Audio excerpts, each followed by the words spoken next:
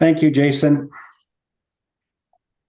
I'd like to call the meeting to order and acknowledge that we are in Treaty 1 territory, the home and traditional lands of the Anishinaabe, Ojibwe, Innu, Cree, and Dakota peoples, and in the national homeland of the Red River Métis.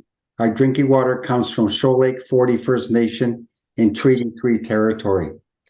My name is Robert Hutchings. I will be chairing the hearing today. I'm joined on the panel with Gail Anderson and Maurice Terrien. Our secretary today is Jason Robertson, and our assessor representing the Assessment and Taxation Department, City of Winnipeg, is Darren Ducharme.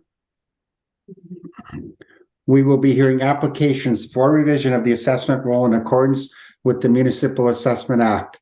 The matters for which revision is requested have been described in each application, and we will limit discussion to those matters. The statements that are made at this hearing are sworn testimony, and anyone speaking to the matters must be sworn in. Be advised that comparisons of assessments of properties are not considered evidence of market value by the Board of Revision. The Board of Revision is appointed annually by Council and is independent of it and the City Administration.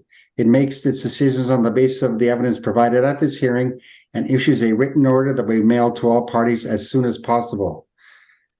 Please note that the board's decisions with respect to an application may be appealed to the Manitoba Municipal Board if the matter pertains to assessed value or classification, or to the Court of King's Bench if the matter pertains to the application of exemptions from taxation.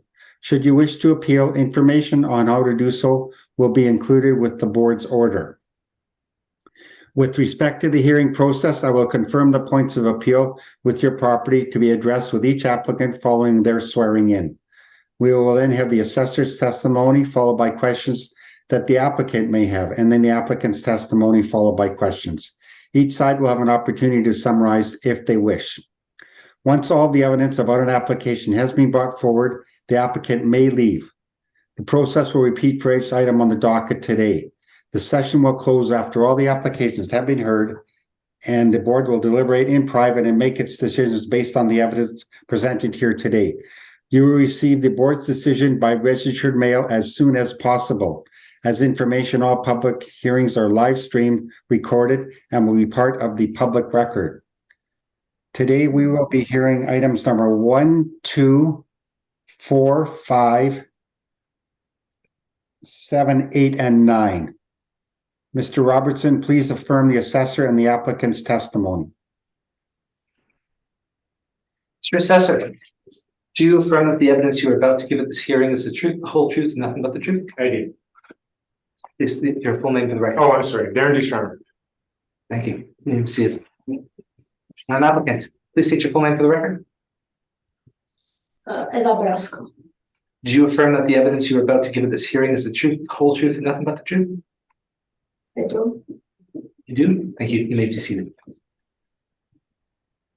Thank you, Jason. Good afternoon to Ms. Brasco and Mr. Ducharme. First item on the docket is item number 1, file number 22-694. Address is 2027 Portage Avenue, and we're dealing with the 2023 Realty Assessment Appeal. Mr. Ducharme, I believe everybody's got your brief up now. Are you ready, Maurice? You good? I have it. Okay, thank you. I have it, thank you. Okay, and Ms. Brasco, you have a copy of the assessor's brief in front of you, is that right? Okay, thank you. Okay, Mr. Ducharme, when you are ready, please, 2027 Portage Avenue. Thank you. The file number is 22-694. The roll number 070-516-34000. The address is 2027 Portage Avenue. For the roll year 2023, with a reference date April 1st, 2021, we have an assessed value of $777,000. The parcel use is CMRST. The zoning is C2. We have a leasable area of 3,470 square feet. And our recommendation is to maintain the 2023 assessed value. On page 2, at the top of my brief, you'll see an aerial parcel view of the subject property on Portage Avenue at the corner of Winchester Street in the Deer Lodge neighborhood. The bottom of page 2 is an aerial view of the subject property facing Portage Avenue. On page 3 at the top is an aerial view of the subject property from the east. The middle of page 3 is a photo of the subject property from Portage Avenue. We see there's some parking available on the street in front. And the bottom of page 3 is a photo of the subject property facing Winchester Street. You'll see the exterior of the subject property is in very good condition. On page 4 is the subject sales history. The most recent, February 4th, 2008, there was a sale for $540,000. Our records indicate, but this property's sale questionnaire we received back indicates this was an arm's length open market transaction, of which there was also a market value appraisal report of a value of $520,000. Below that, we have some rent comparables. For the subject property, all comparables are relatively close to and on the same street as the subject. Several have the same land influences of heavy traffic and external corner as the subject. On page 5 is our subject property market income workup. With a leasable area of 3,470 square feet, we have a potential rent of $60,817. We have a 6% vacancy, giving effective gross income of $57,168. We have expenses at 3% and a shortfall at $7 per square foot, giving a net operating income of $53,996.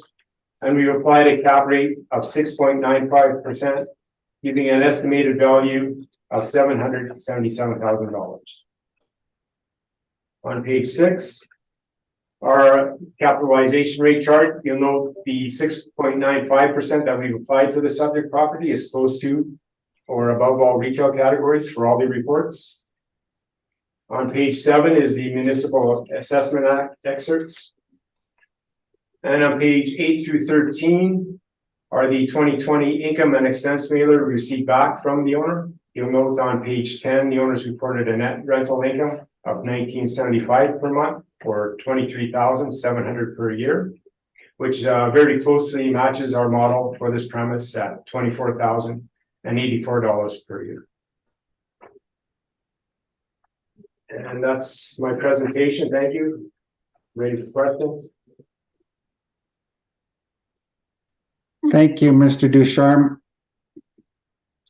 Ms. Brasco, I'm not sure if you've appeared before the board before, but at this time, we're going to ask you to, if you have any questions of the assessor's evidence presented so far, you will have an opportunity to present your own information when it's your turn coming up. So would you have any questions of the assessor's brief that you just presented? The calculation expenses 3% be recorded and submitted to the City of Winnipeg annually. The expenses are in the range around 20,000 to 30,000. Just the property taxes are 14,000 to 15,000. We have a lot of maintenance and repairs besides others. The index of 6% that is mentioned for calculation, it ranges close to the top for the City of Winnipeg. And the comparison of properties, when I looked the properties on Portage Avenue mentioned, it's a huge block on 33.3 acres. So I don't know how can we compare these. And also the other comparable 27, it's 2.8 acres. There are some there is information, there is a retail Dollarama, but I do not know how to compare these.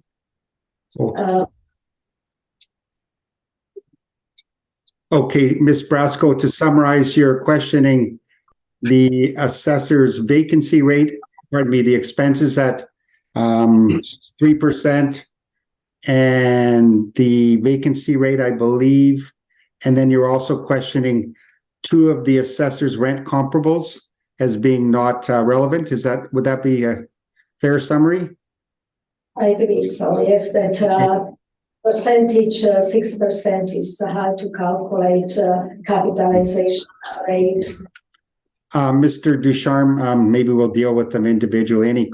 Any comments or answers to those questions? Let's deal with the vacancy first and the expenses ratios used.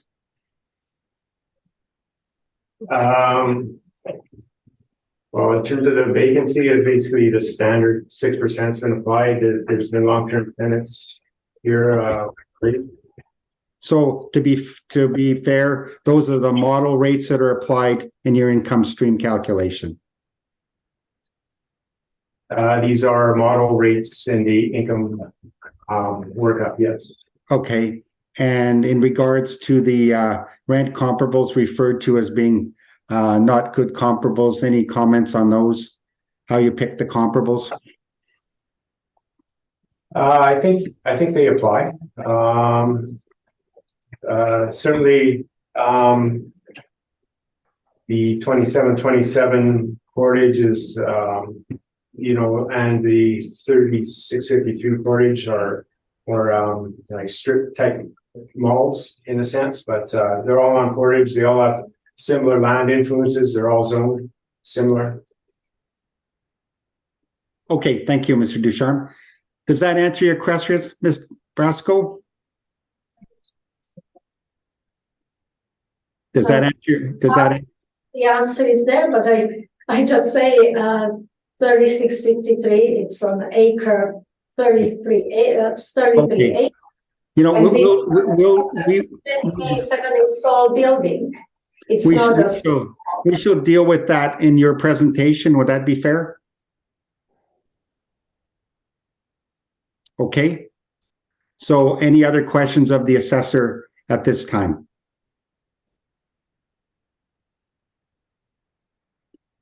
Ms. Brasco, any questions?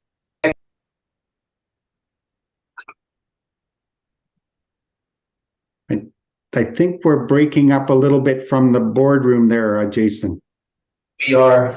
Our internet connection is currently showing on the screen as unstable. Okay. Okay. I think Ms. Brasco has said that's all her questions. Is that right? Yeah, I don't have further questions. Okay. Yeah, well, you can present them in your evidence, okay? Now, Gail, any questions of the assessor's evidence presented? Yes, I do. Two questions, Mr. Ducharme. In regards to the sale, that was an open market sale in 2008, you indicated, and there was an appraisal done as well prior to the sale. And I heard you note that you indicated it was in very good condition. I'm wondering, was there any building permits following that sale that were issued? Do you have those on hand? There was a permit issued in 2015 with a declared construction value of $120,000. Does it indicate what it's for? For exterior work, new acrylic, stucco, covered bulk, 16 new pot lights. I'm not sure if there was more involved. Okay, thank you. And my other question is, have you inspected the property or inside or outside? I haven't personally. We did have a staff member there in May 2021, just related to the business assessment to confirm there was an ownership change from the father to the son. And when I questioned him, that he had stated that he calls the interior as being typical of a dental office. I have seen social media pics which supports that. Okay. And I have them present as well. Pardon me? I have social media pictures of the interior as well present. Okay. But just in support of the assessor's visit there in May, that it's a typical condition for dental office. Okay. Those are all my questions. Thank you. Thank you, Gail. Maurice, any questions of the assessor? Yes, I think you did ask the question. This is model driven, your workup. Maurice, 1 second, we're freezing again. Is it me? Sorry. Am I okay? Yes. You're okay now. We're hearing you clear. Okay, well, hopefully this works. This is model driven, I assume, Mr. Charm? Yes, correct. Okay, now, I see that, you've, your blended rate is 1753 on this property, and the comps are between 1643 and 2360. So I guess you figured your blended rate meets the comps that you provided? Did you hear me? Yeah, I would think that'd be a fair statement, yes. I Yeah, believe so. okay. Now, how did you arrive? This is a 1948 building, effective 1977, and you've established a cap rate of 695. How did you arrive at that cap? Because I was trying to figure this out on your approach here. Could you try to clarify how your 6.95 cap rate is established? It's a model-driven cap rate based on, market sales and income reported by those properties that sold. So under retail, that would fit where? I would consider it in the regional category. Yeah, I see the regional at 610 to 720. That's your range. Right. So it would fit in that range. Right. Close to So that's how. Okay. So and I think my colleague asked about your inspection, and you said somebody looked at it in 2021 for business tax. 2021, we had an assessor there. It's in regards to business assessment work. We were confirming a change of ownership from the change of ownership. Okay, I missed that. Okay, that's all, Mr. Chairman. Thank you. Thank you, Maurice. Mr. Ducharme, so looking on page 3 of your brief, the frontal view of the property. So it's currently a dental office. There are 2 tenants, a dental office and Santa Lucia Pizza. Is that right? Well, the dental office is owner operated, and then they have a tenant at Santa Lucia Pizza. Okay, thank you. Thank you for clarifying that. Okay. I believe I have no other questions. Ms. Brasco, please bear with us. We're freezing again. Oh. Ms. Brasco, before we proceed with your evidence, I'm going to ask you to allow us a couple minutes. I see you've presented a 6-page letter. Allow us to quickly review it before we proceed with your presentation, please. Of course, I wish you do. I worked hard on it. Yeah. Which are 2 pages of But description. I'm going to ask, before you proceed, I'm going to ask you to wait a couple of minutes while the panel has an opportunity to quickly review your presentation.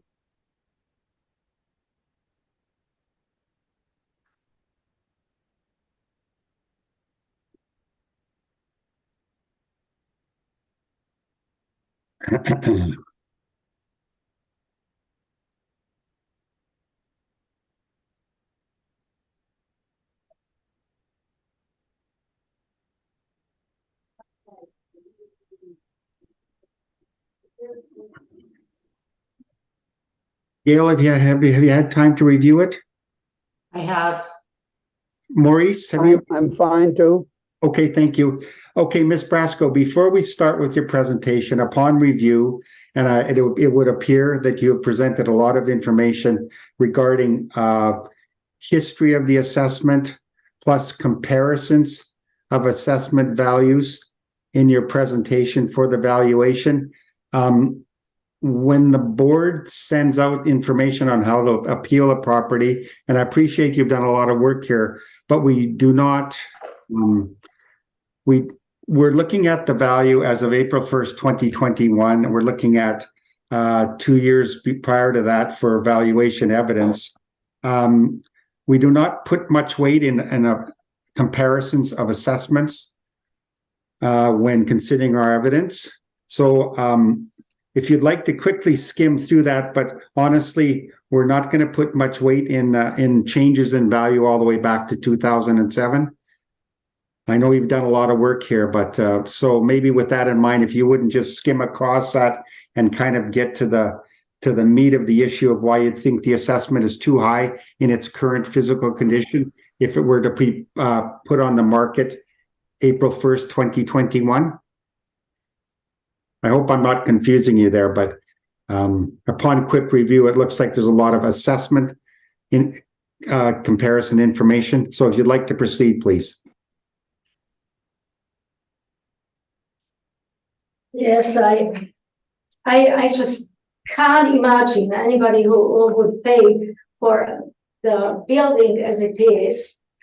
Still old building needed continuously repairs, maintenance, and a lot of money, big expenses. Could I ask, would it be fair that you're going to be reading from reasons for submitting this application for a revision, the third paragraph? Would that be fair where we're going here with the evidence so we can follow along? Where you're talking about the condition of the property and what it needs and the negative problems with the property. Would that be fair? Yeah, yes. Okay, thank you. I thought I should not repeat what you have read, but yes, the building was purchased overpriced because it was a pressure of the previous owner. We had already established dental office, therefore with the tradition we couldn't relocate easily, and the owner of the property was aware of it, so he pushed it up as much as in dramatic way. So we had to take it as it was. I mentioned there were some inputs that the building should be bulldozed and be rebuilt and keep the dental office. That was our point. We had to survive with the dental office. But there was no choice. You either go or you pay whatever I asked. So that was the amount blown up.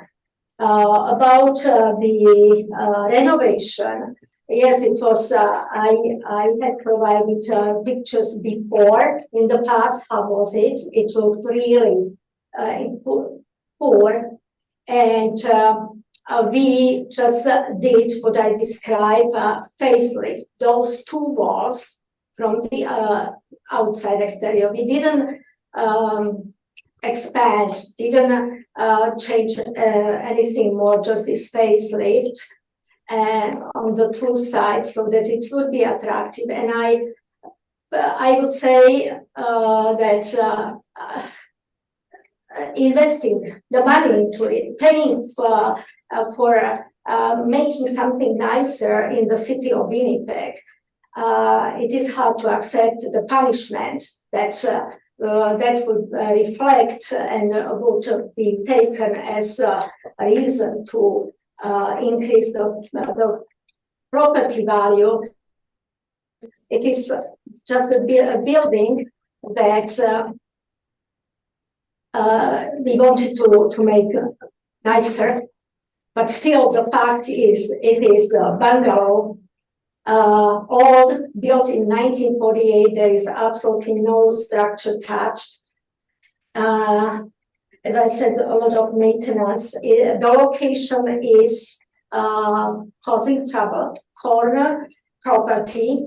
You see on the pictures, public access. A lot of vandalism there. We had some police issues. We had some burglary. We had windows broken, even the bullets were there. So unpleasant. Why we don't move?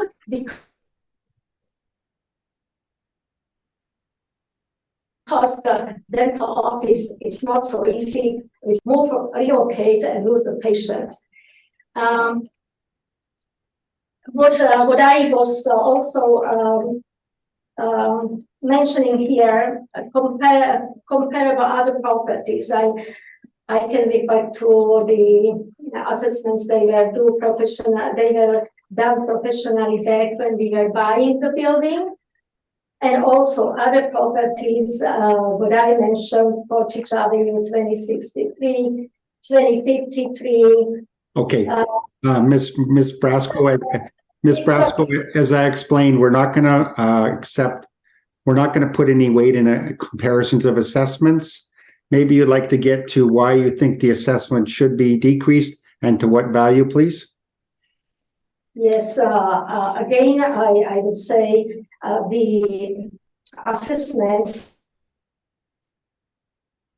of the properties, they consider age, size, and conditions. Age of the building is very, very old building, and the cost to keep this building is annually high, and it cannot be for that amount of the actual building. It's still just old building.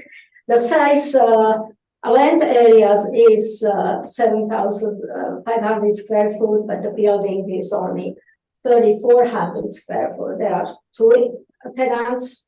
One is healthcare, and the other is take-out pizza. It's not retail, it's not restaurant, so that coefficient 6% or is suggested to prorate doesn't reflect the expenses, because expenses definitely cannot be 3%. They are about 80%, and it is not retail.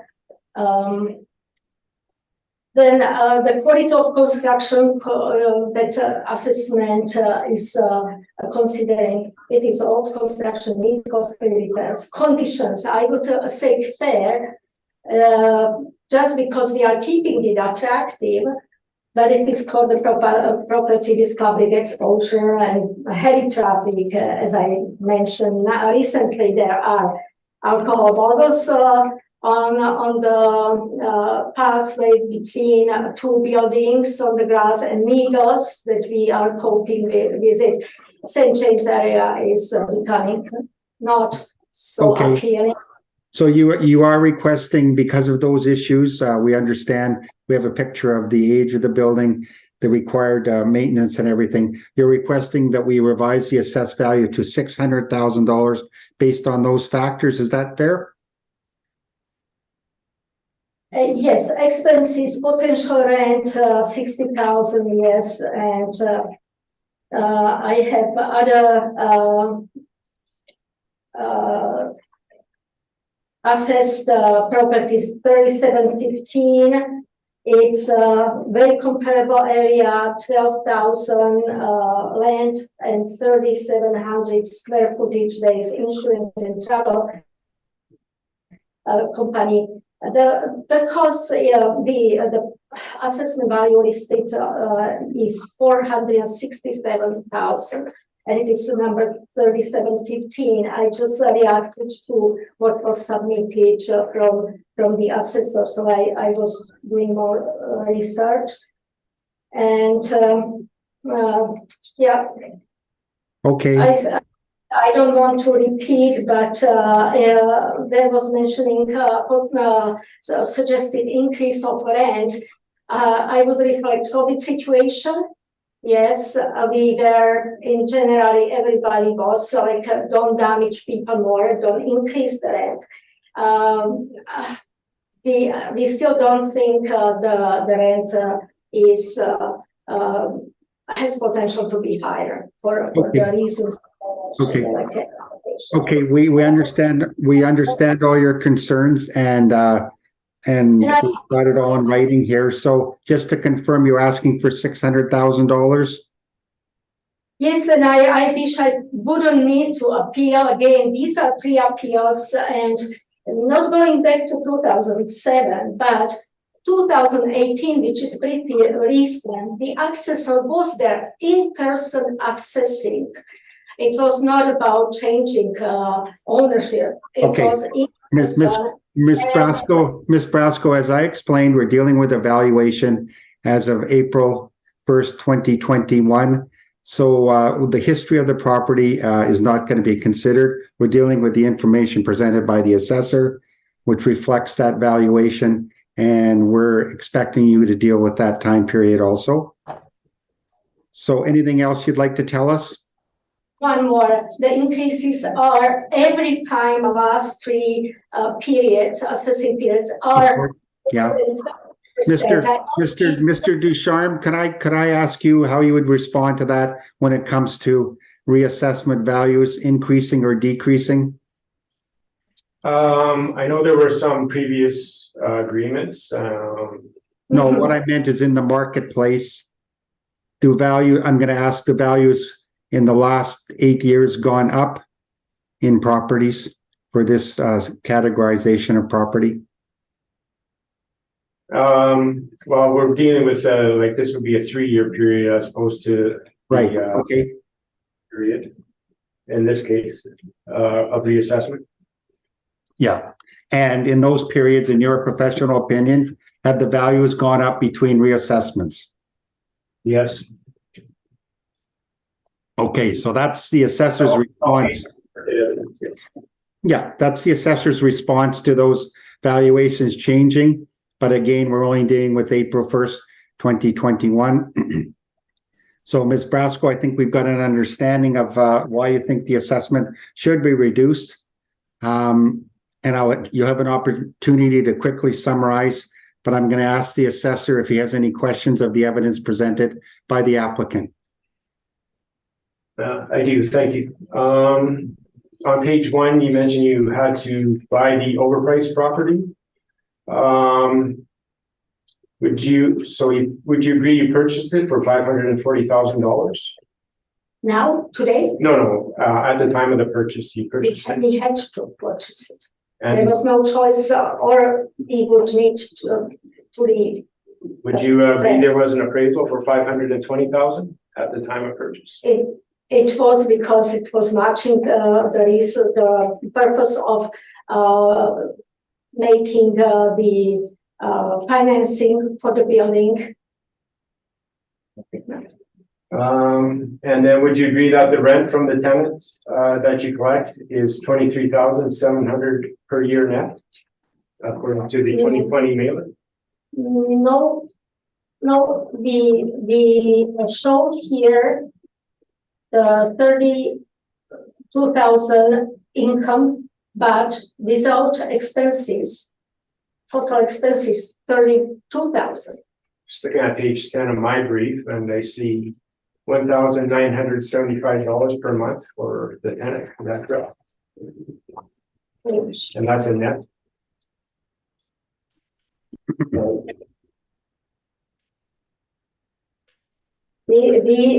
Here we have revenues 32,000 and expenses 32,000, 31,900.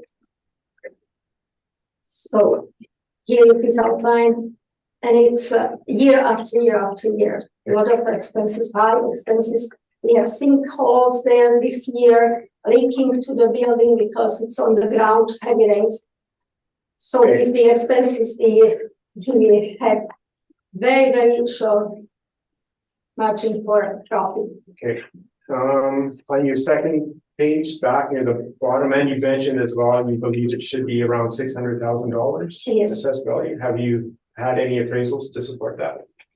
Previous assessments and comparisons Any recent? are recent as of now, not appraisal, but comparisons and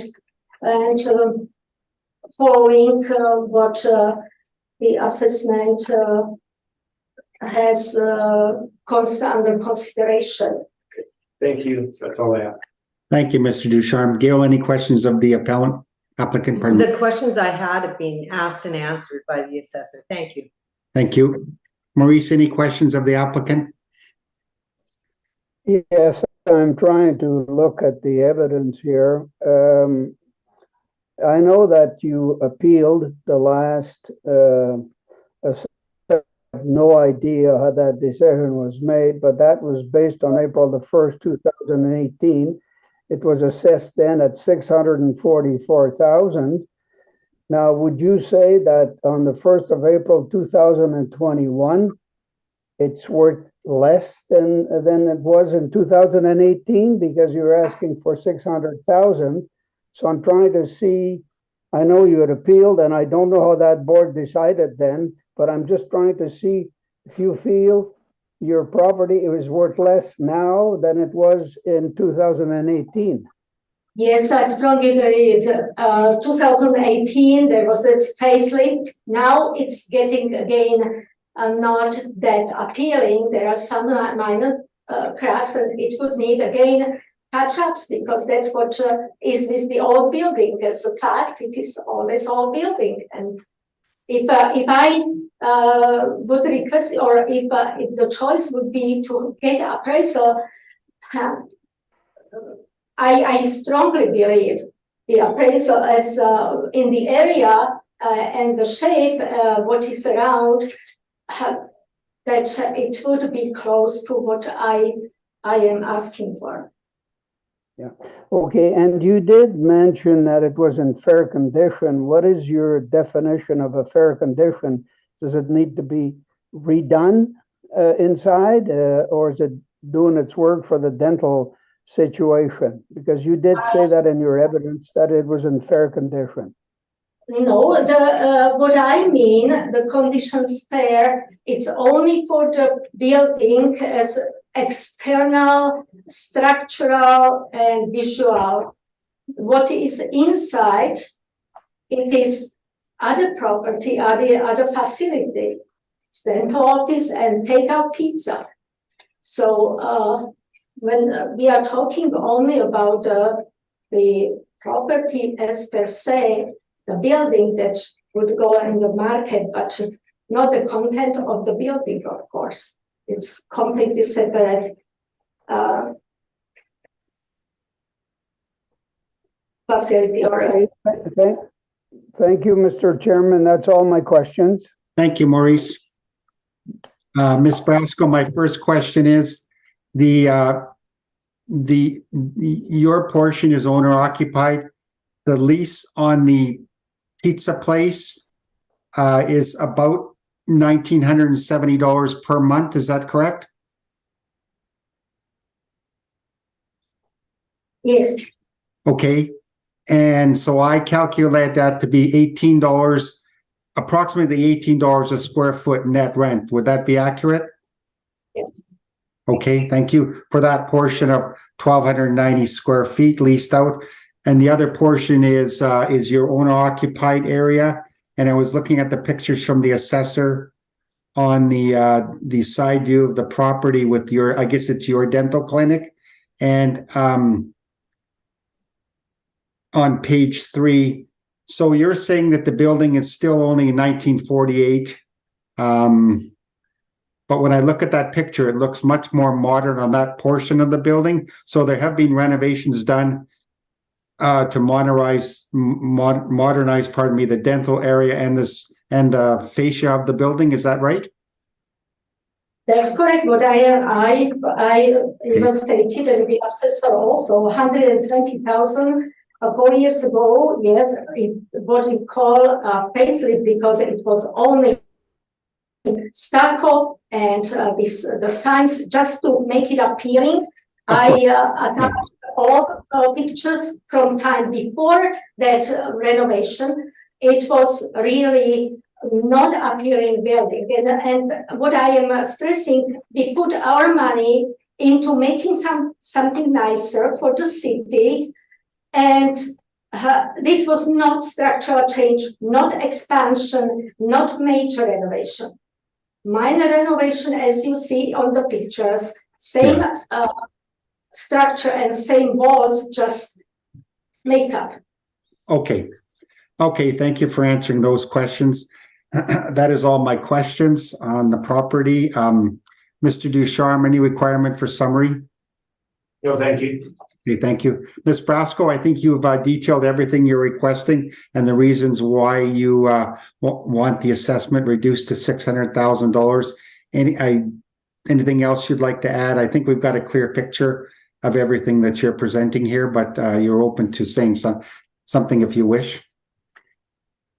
Thank you very much for your attention, for discussing this with me, for spending time and studying what I was working really intensively. I feel that that is objective with Okay. regard. Okay. Thank you, Ms. Brasco, for appearing. We'll consider the evidence presented by both parties in camera after the hearing, and you are welcome to leave the room if you wish. Okay, thanks again, and you'll hear from us as soon as possible. I appreciate it. Thank you very much. Thank you. Thank you.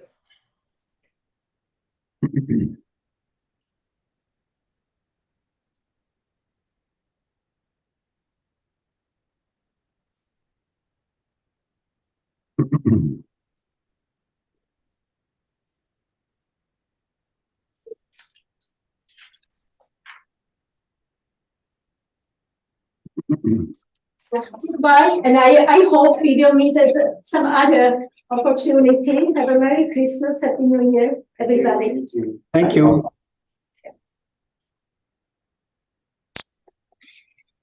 Okay, Jason, we're going to have a new applicant, I guess, regarding the remaining items on the docket, I believe. Can you bring that applicant forward, please? Just give me 1 second. I'm just gonna grab my 1 second.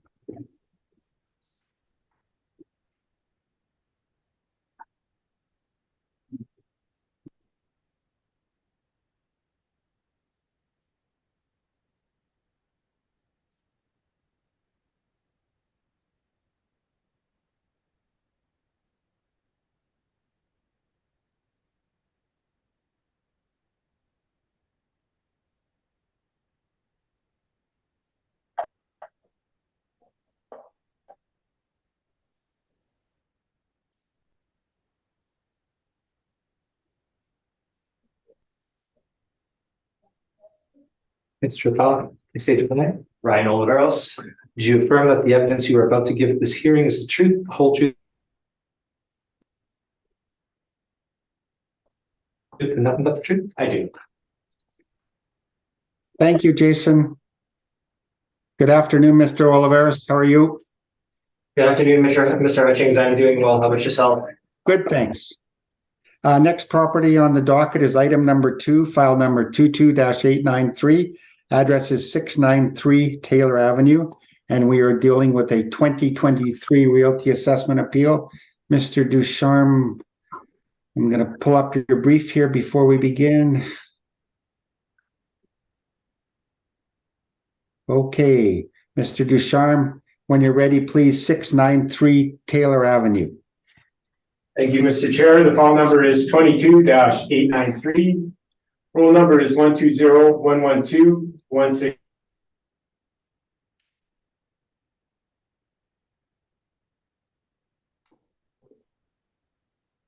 We're breaking up a little bit. 6300 Avenue for assessed value of $4,720,000. Yeah, we're breaking up, Mr. Ducharme. Maybe bear with us 1 second here. Okay, maybe try again from the beginning, please. Okay, the roll number is 120-112-16300.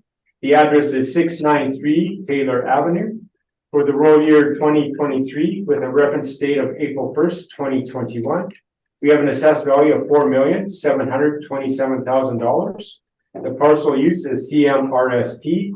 The zoning is C2. And we have a leasable area of 31,785 square feet.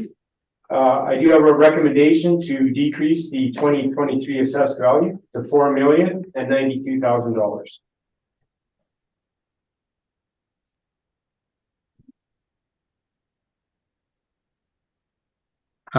Okay, Mr. Ducharme, would you have a revised workup income stream for that?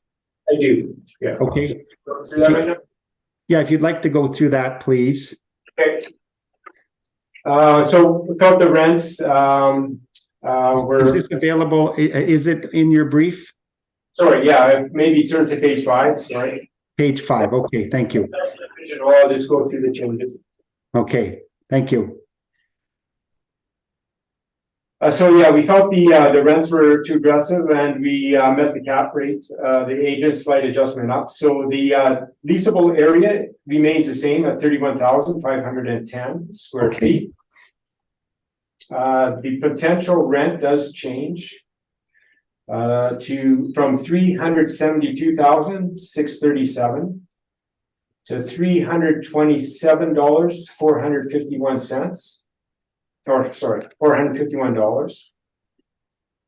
So that is a blended rate of $10.39 per square foot. Okay, We have a vacancy loss remains the same at 4%. The effective gross income changes from $357,731 to $314,353. The expenses remain the same at 3%. The shortfall remains at $650 per square foot. We have a net operating income change from $338,807 to $296,658. And we've changed the cap rate from 7.2 to 7.25.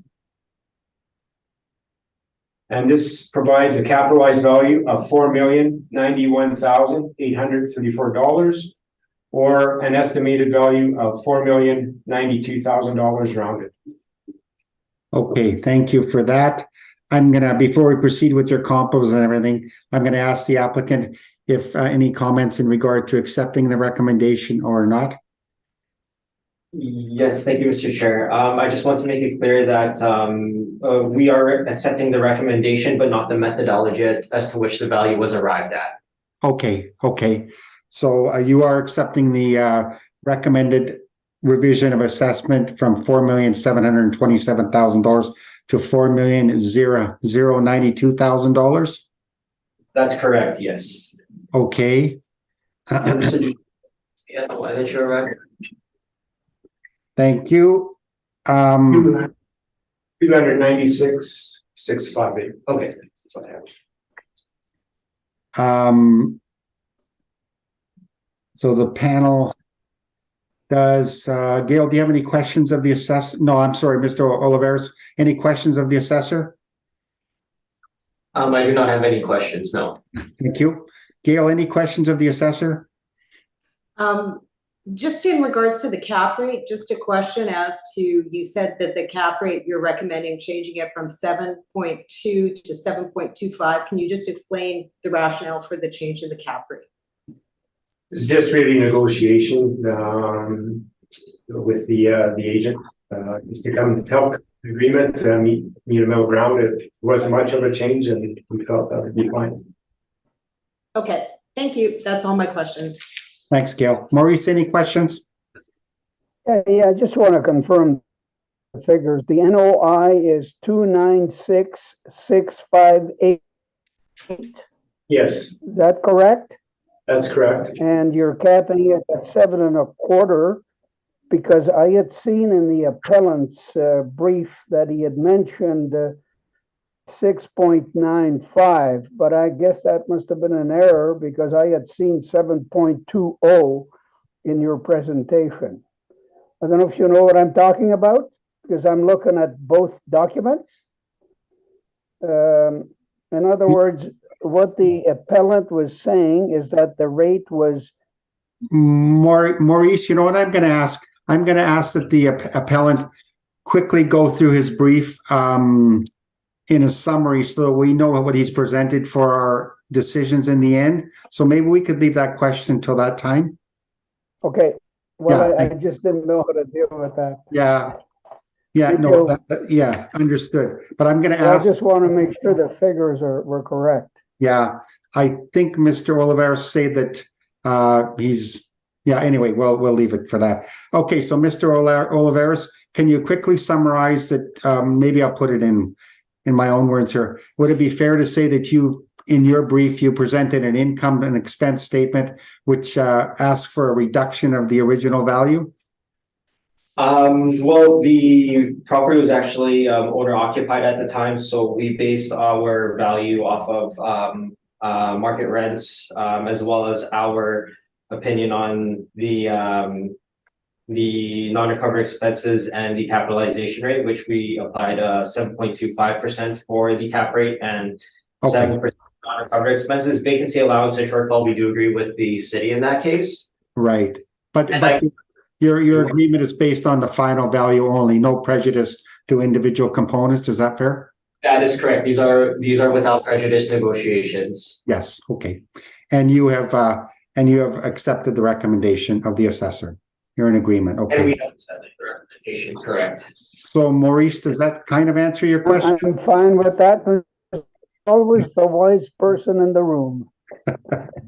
And I can speak to the 6.95% too. I think we required some clarification on that as well. Yeah. Okay. But the bottom line is you both parties have come to an agreement at $4,092,000. Correct. Yes. Yes. Okay. I believe no requirement for summary. Gail, did I ask you if you had any questions? I'm sorry. Yes, and it's been answered. Thank you. Okay, thank you. Okay, so that concludes item number 2, 693 Taylor Avenue. Next item on the docket is item number 4, file number 22-991. Address is 354 Portage Avenue.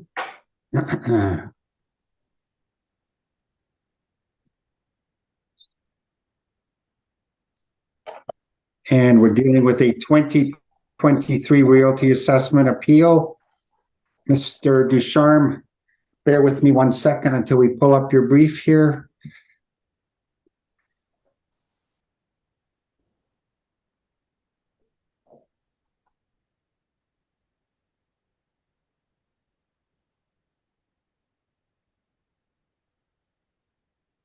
Okay, Mr. Ducharme, 354 Portage Avenue, when you're ready, please. Thank you. The file number is 22-991. The roll number is 120-934-79000. The address is 354 Portage Avenue. For the roll year 2023, with a reference date April 1st, 2021, we have an assessed value of $2,919,000. The parcel use is CMRST. The zoning is M, and we have a leasable area of 23,550 square feet. Our recommendation is to decrease the 2023 assessed value to $2,693,000. And we did this by decreasing the total leasable area of the subject property. Do you want to go through? I think we're breaking up a little again. The markup? Yes, please. First of all, would you mind stating the revised value, recommended value? $2,693,000. $2,693,000. Okay. And would you mind highlighting the change in the square footage, the blended rate used, and give us the revised potential rent? Then I don't think we need a breakdown of the actual vacancy, but please note the percentages used for vacancy, expenses, and then the cap rate, please. Okay. Yeah. So the total leasable area we changed from 23,550 square feet to 22,432 square feet. This gives us a potential rent of $300,767, and that produces a new blended rate of $13.41. Thank you. The vacancy loss remains the same at 17%.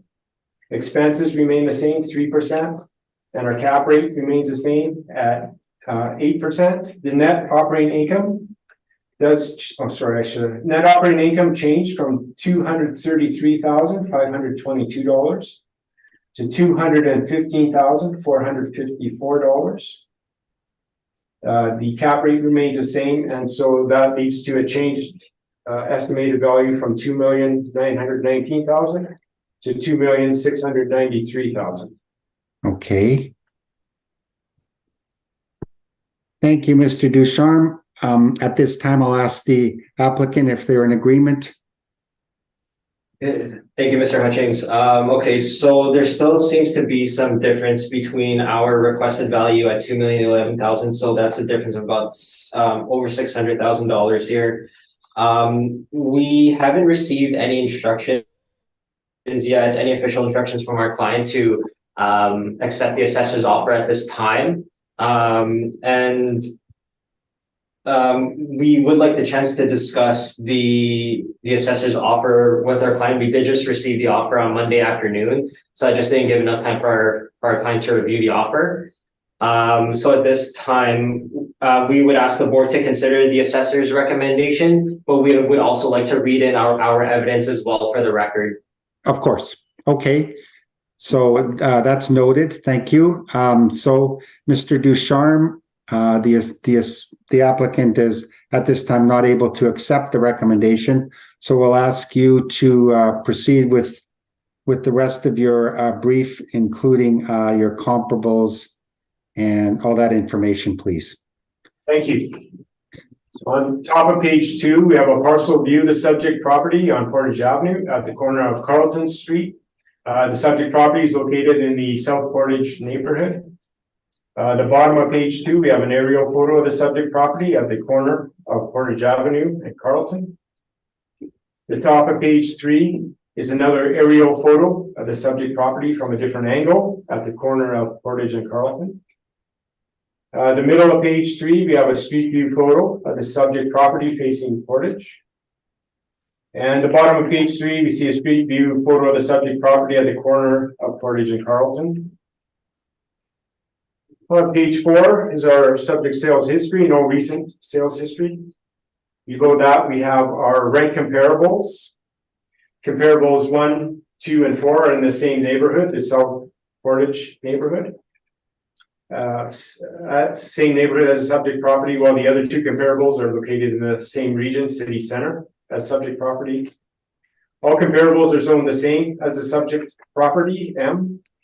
Comparable rents range from $12 per square foot to $15.50 per square foot, which is in support of the $13.41 per square foot blended rate we've now applied to the subject property. On page 5, I've just gone through the revised market income workup. On page 6 is our cap rate chart.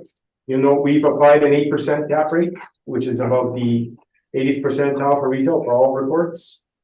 Page 7, we have our Municipal Assessment Act excerpts. Pages 8 through 17 are the 2020 income and expense mailers submitted by the owner. And I believe that would conclude my presentation. Thank you. Thank you, Mr. Ducharme. Mr. Oliveris, any questions on the assessor's evidence presented? Yes, thank you, Mr. Hutchings. Mr. Ducharme, regarding the vacancy loss, there was no adjustment made to that rate?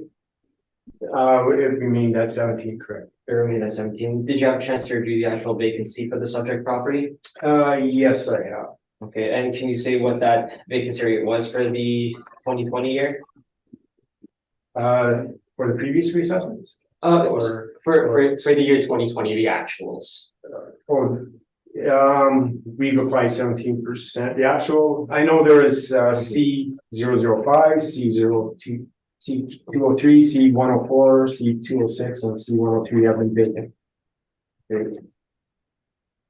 Okay, so was the actual vacancy taken into account in determining that vacancy rate? Yes, we consider like 5% vacancy rate as being like very chronic vacancy rate where the entire building must be vacant for more than a year, and that's not the case in this instance.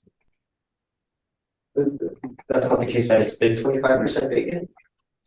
we consider 25% the maximum vacancy rate that we apply. And for that, we consider that to be chronic vacancy, again, where the entire building would need to be vacant for over a year. Okay. And there's a number of tenants in place at this. I see, okay. Promise.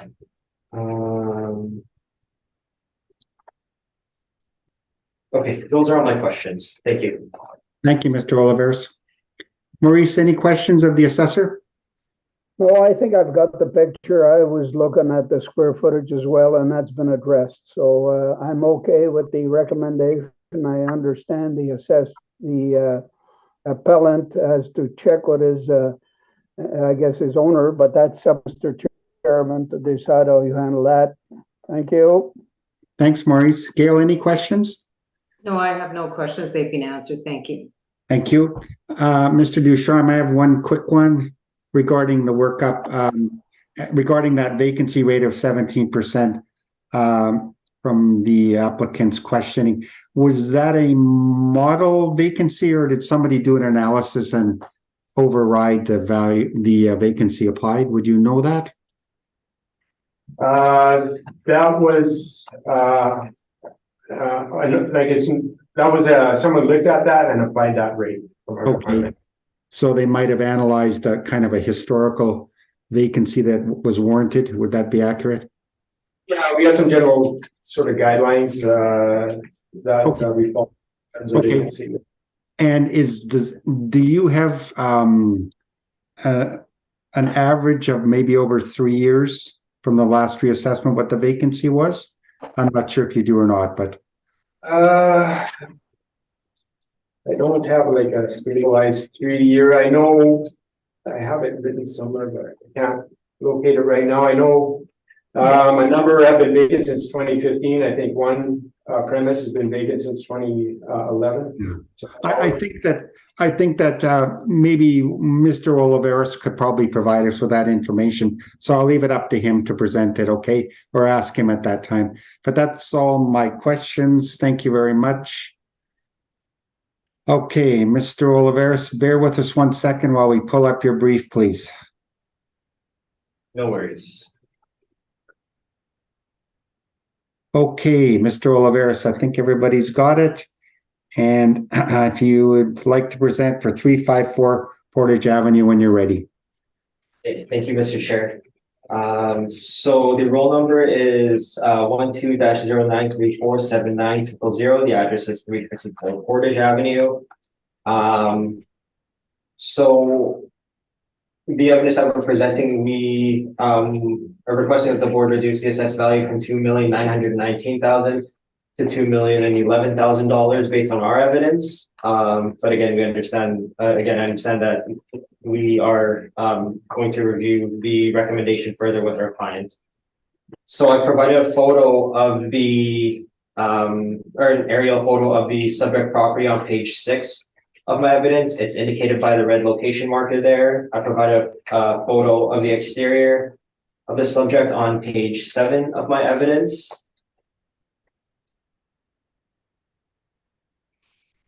Going on to page 8 here.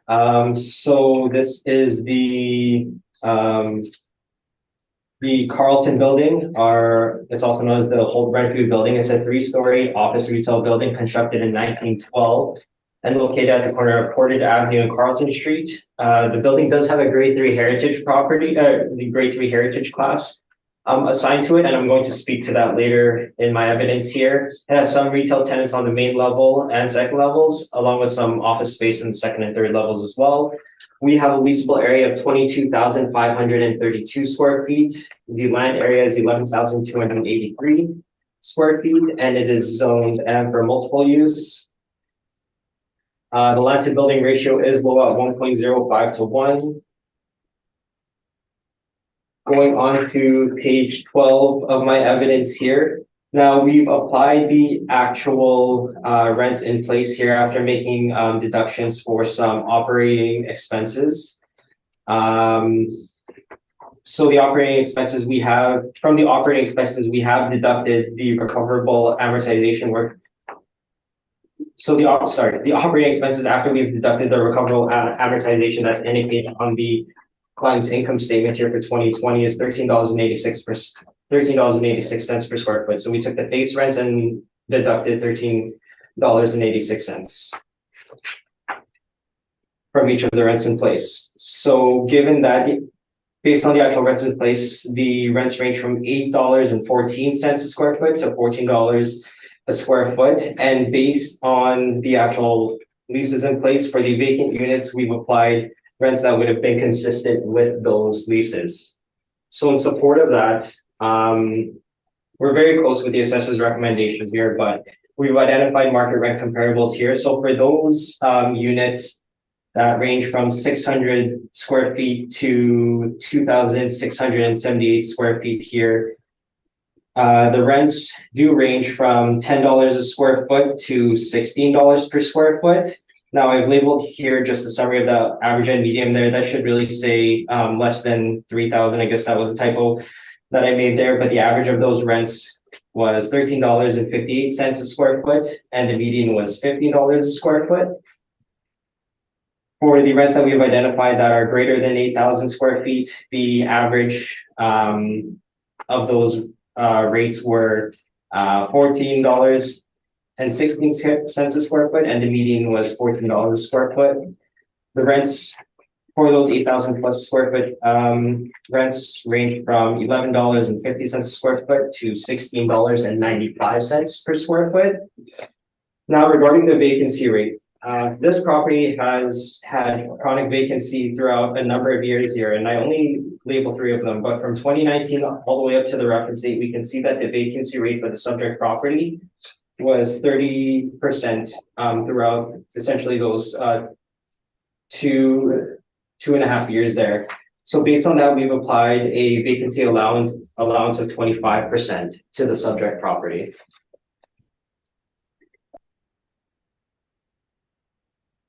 For the shortfall rate, we've applied a rate of $7 per square foot, which is the same as the city in this case.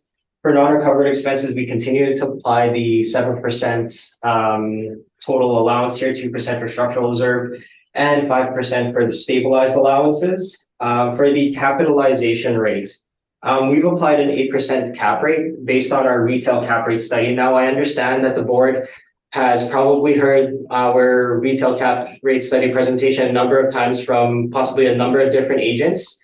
But I do just want to highlight just a few points regarding our retail cap rate study. And it shouldn't take me long to go through it here. Just because they do apply to this property as well as the properties going forward. Okay. Do we have that document available, I believe, on SharePoint? Jason? You do. It will be listed in item number 00. Are you referring to the cap rate as opposed to the unrecovered expense allowance study? That's correct. I understand unrecovered expenses. We also heard it a number of times, so I won't be going through that today. Okay, so then it's item 00-2023 final retail capitalization rate study is the label. Okay, I think we've all got it, I believe. Yes. If you wouldn't mind quickly summarizing. Thank you, Mr. Hutchings. Okay, so just going on to page 5 of our evidence here, we understand that that there's been a negative outlook for retail properties even prior to the pandemic. RioCan, in the article stated here for October the 21st, 2017, they sold 100 of their properties, and this would indicate to any investor that that retail properties would be a questionable asset to have in their portfolio. We also know that consumer preferences, again, prior to the pandemic, has been shifting to online shopping, and many retailers have closed their physical locations, and this shift does affect all retailers. Mr. Oliveros, are we on page 8? Would that be correct? We were on page 5 actually, but I'm moving on to page 9. Okay, thank you. So going to page 9 here, we're showing that there have been shifts in consumer preferences. Again, these were prevalent even before the pandemic, but what they found here was shopping online, that for shopping online, 57% of consumers found that they were shopping online more frequently. 35% were ordering found that they were ordering products online. Shopping in person or at store saw a decrease not a decrease, but consumers found 52% of consumers responded that they were shopping in person or at stores less frequently. I'm not going to go through the rest of these here, but those are the points I wanted to make in relation to the property, to the subject properties on the docket. Okay, noted. Thank you. Okay, and then on page 9 here,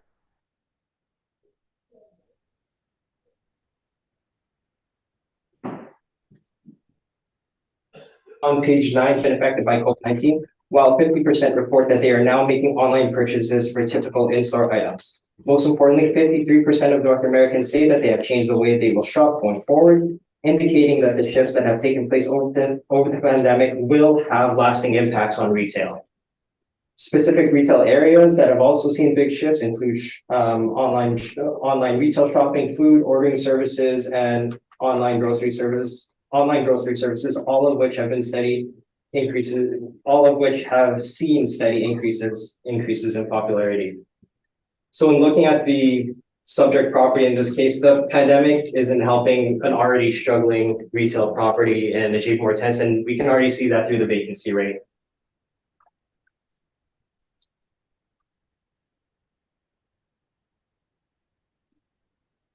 So just going on to page 11 here, again, I'm just going to read over this paragraph. The first paragraph here. So the federal government's rent relief program has come to an end. Some tenants are looking to negotiate additional rent-free periods or new arrangements, including full conversion to rents based on percentage of sales. Even with these efforts to stay afloat, many retailers are worried that the pandemic will permanently change consumer behavior in favor of e-commerce.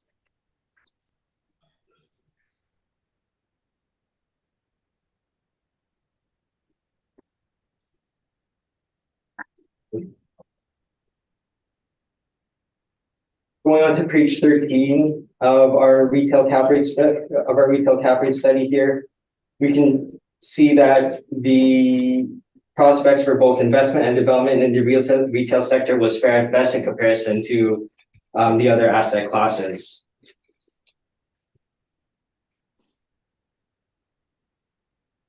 Going on to page 16 of my evidence, now there's an article here from page 14 and 15, but what it's essentially saying is that there are shifts to online sales that have accelerated at warp speed as a result of the pandemic. So any shifts toward online shopping, closure of retail stores, etc., were already happening before the pandemic, but those trends have just been accelerated because of COVID-19. And the pandemic has also applied a further force on retailers to evaluate their need for brick and mortar operations, and we can see that many small businesses were closing. Many small businesses did have to close due to the COVID-19 pandemic. Going on to page 17 of my evidence here. These were just surveys done by Altus in the retail category. So we know that based on the results that we found, that market rents for most retail categories of retail properties were expected to decline in 2021. Even with the most optimistic projections, we're still seeing declines in rents, or at best they would remain stable.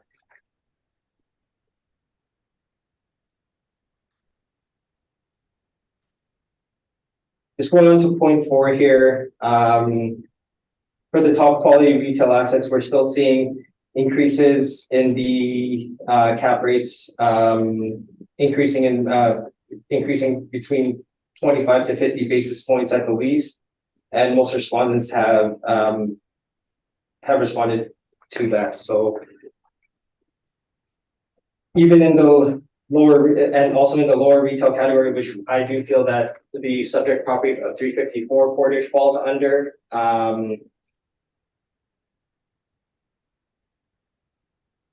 majority of our respondents did reply that they have seen increases in cap rates or are projecting increasing cap rates between 50 and 100 basis points. So for that reason, we've applied for those reasons we've applied, or for the reasons shown in our cap rate study here, we've applied an 8% base cap rate to the subject property. And I Okay, should also mention to the Mr. Oliveris, are we going back to your original brief now? Oh, sorry. I just want to mention one thing just regarding our cap rate comparables. We've provided a range of cap rate comparables on page 24. I do feel that given the location of this property, index number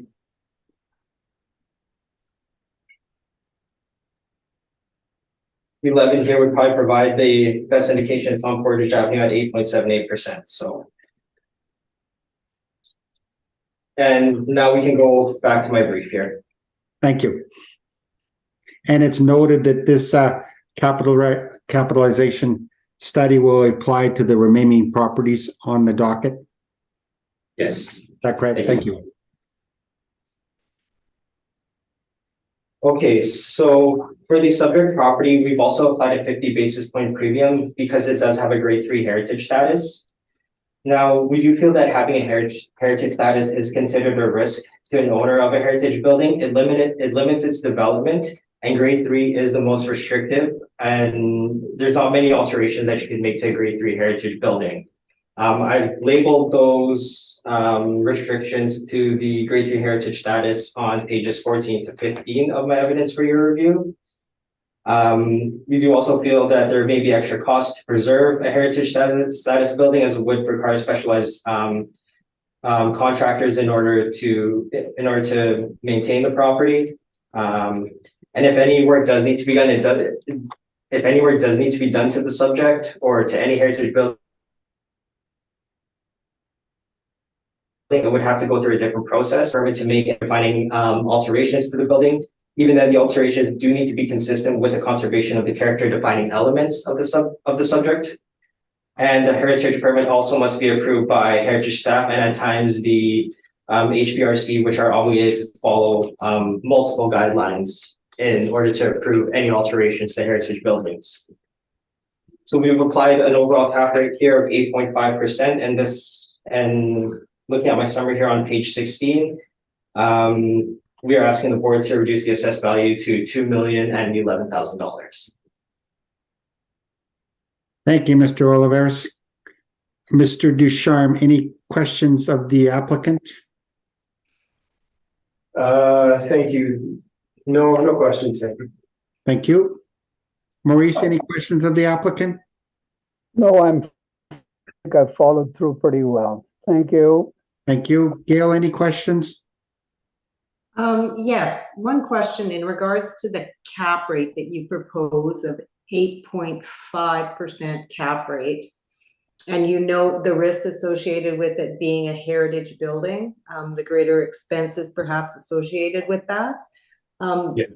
Are you suggesting that 0.5% of the cap rate relates to the heritage designation, or what does the 0.5 relate to primarily as an increase from what the city is proposing of 8%? It relates primarily to the heritage grade status of the building. Okay. Thank you. Mr. Chair, may I direct a question to the assessor? Of course. Okay, so my question relates to the cap rate again. The cap rate of 8% that is proposed, would that consider the heritage designation? Is that included in the 8% that you propose? I believe that is representative of the status of the building. You'll note 8% is above the 80th percentile for retail on all reports, and I understand the challenges that are renovating and the risk involved in renovating a heritage building, but there's been significant investment in this property over the years. I could kind of go through a high level if you want.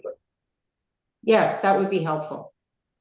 In 2019, they had a declared construction value of $275,000, $150,000 for interior partitions, removing old, adding new flooring, new doors, new mill work, and it included a new rooftop unit. I believe it had to do with the air conditioning.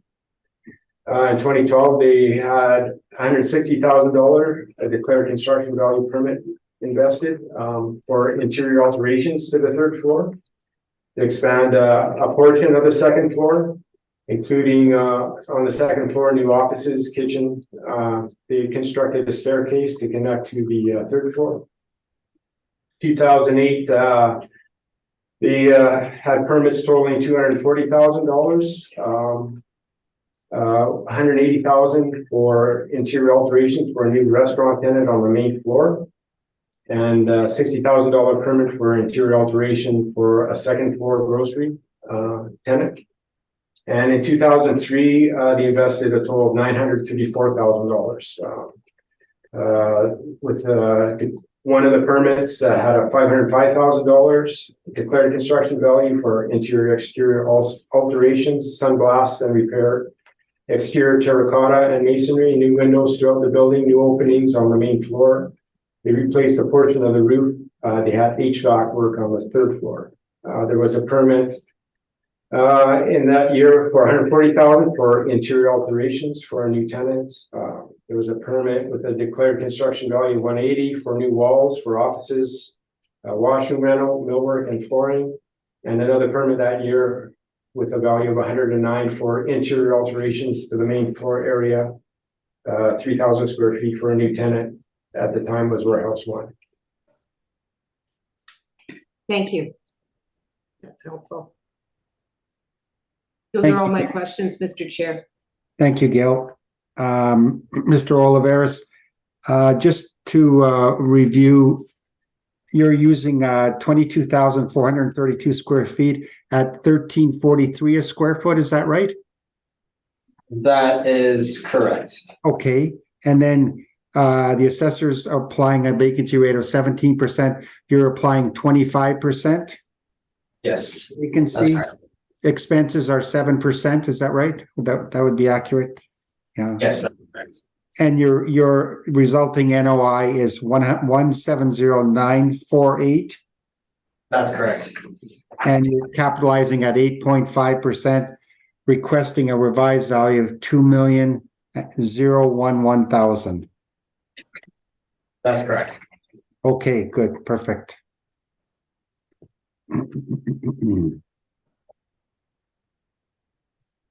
All right.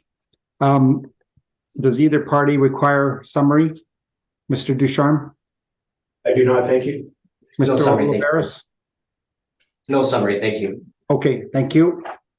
That concludes item number 4354 Portage Avenue. Does anybody require a 5-minute break, or should we do one more before we take a little break? Maurice? I think we can do one more, but it depends with my colleague, Gail? Gail. I'm You okay wanna for break another now? one. Okay, so we'll proceed You're to okay? we'll proceed to item number 5, and that is file number 22-844. Address is 661 Wall Street.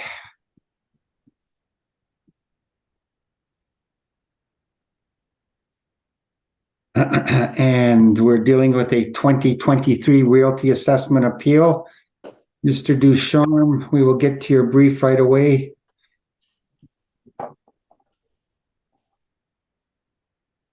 Okay, Mr. Ducharme, when you're ready, please, 661 Wall Street. Thank you. The file number is 22-844. Roll number is 130-116-814-00. The address is 661 Wall Street. For the roll year 2023, with a reference date April 1st, 2021, we have an assessed value of $1,819,000. The parcel use is CMRST. We have zoning M1 and a leasable area of 12,267 square feet. Our recommendation is to maintain the 2023 assessed value. On page 2, top of the page is an aerial photo of the subject property, a view of the parcel of the subject property at the corner of Wall Street and Williver in the Minto neighborhood. On the bottom of page 2, we see an aerial photo of the subject property facing the main entrance to the store. On page 3 at the top is a photo of the subject property facing Wall Street. The middle picture on page 3 is a street view photo approaching the subject property from Wall Street. And the bottom of page 3 is a view from the back lane of the subject property. On page 4 is the subject sales history. We have no sales history for the subject. And below that is our rent comparables. It was difficult to find comparables of this size in this area. But several of the comparables are in an adjacent neighborhood to the subject property. Several of the comparables have the same land influences of heavy traffic and an external corner as the subject property. On page 5, we have our subject property market income workup. We have a leasable area of 12,267 square feet. We have a potential rent of $167,199. The rent per square foot is $13.63. We have a vacancy loss at 6%. We have expenses at 3% and a shortfall of $7 per square foot, giving a net operating income of $147,300. We've applied an overall cap rate of 8.10, giving an estimated value of $1,819,000 rounded. Page 6 are our cap rate chart. Again, the 8.1 is that we've applied to the subject property is above the 80th percentile for all retail, for all reports. Page 7, the Municipal Assessment Act excerpts. Pages 8 and 9 are what we received back from the owner. And we received the code questionnaire, looks like only. And that would be the end of my presentation. Thank you. Thank you, Mr. Duchamp. Mr. Oliveris, any questions of the assessor's evidence presented? I do. Thank you, Mr. Hutchings. Mr. Ducharme, let's go to page 4 of your evidence here. All your first 4 comparables here, this is in the Polo Park. These are in the Polo Park area, are they not? I would say certainly around there if they aren't, yes. Okay, and they're very close to Polo Park Mall, which is considered a regional mall. Would you agree with that? I would agree, yeah. It was, like I mentioned, difficult to find. Had to look to that area for similar sized properties. Okay, and the rents indicated here are between $12.75 a square foot to $17.18 per square foot. For the Continental Polo Park. Yeah, that would be correct. Yeah. Okay. Polo Park being being one of probably, if not the most popular retail attraction in Winnipeg, would any retailer pay more to be in that location rather than on Wall Street, which is likely considered inferior in comparison to the Polo Park area? Certainly that would be favorable in the Polo Park area. Keep in mind the subject property is just a block north of Portage, so it's not that far off from Portage Avenue itself. But would you agree that that even though it's closer, it's not, it still would be considered inferior, and I think anyone's mind that it's an inferior location in comparison to the comps that you provided? In regards to most, I would say yes. I don't know about all. Okay, but the rate that you applied to the subject property is $13.63 per square foot. The model has, correct. Sorry, the model has, yes. Yes. And the rent and the rent is model driven. Yes. Okay. And some of these are older lease sales, 2014, 2015. So you need to keep that in mind. And you still have the one here though for 1600 Nest negotiated February 2019 at $13 per square foot though. Yes. Okay. Would economies of scale play into effect for the subject property as well? It's about 4,000 square feet more even than the largest comp here. Yes, I agree. Okay. Those are all my questions. Thank you. Thank you, Mr. Oliveris. Gail, any questions of the assessor? Just in regards to the mailer, the return of the mailer, so the questionnaire was only returned. Has there been any follow-up in regards to the other portion of the questionnaire of the mailer? Not to my knowledge. Okay, those are my only questions.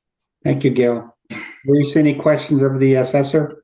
Yeah, that's a little bit in line with the appellant's question. I was looking at the comparables and the economies of scale here. Because we're looking at, and this building is a 1949 to 1969 building. And I see these buildings are all newer and they're smaller. So I guess I was questioning the 1363 that was used. I'm assuming that was model driven. That's correct, yeah. Uh-huh. So you did make a comment that economies of scale do have or can play a factor. Yes, that's correct. Okay. Now, I know the cap rate has been adjusted to 810. Would that be model again, or would that be adjusted by someone? No, that is our model. That's the model? Yes. Oh. Mr. Chairman, thank you. Thank you, Maurice. Mr. Ducharme, I guess my only question is this owner-occupied building? Yes. Would you, okay. I believe, I'm pretty certain, maybe, I'm quite certain it is. Mr. Oliveris, can you reply to that? Yes, it is an owner-occupied building here. It's the tenants and landlord are related parties, so. Okay, thank you very much. That is my only question. Mr. Oliveris, if you could wait 1 second, I'll pull up your brief here for 661 Wall Street. I think everybody's got it except me, probably. So Coming too. I'll be there too. There we go. is everybody ready? Yes, we are. Okay, thank you. Mr. Oliveris, when you are ready, please, 661 Wall Street. Thank you, Ms. Hutchings. Okay, so the subject property is at 661 Wall Street. The roll number is 13-0116814000. We're requesting the board to reduce the assessed value from $1,819,000 to $1,390,000.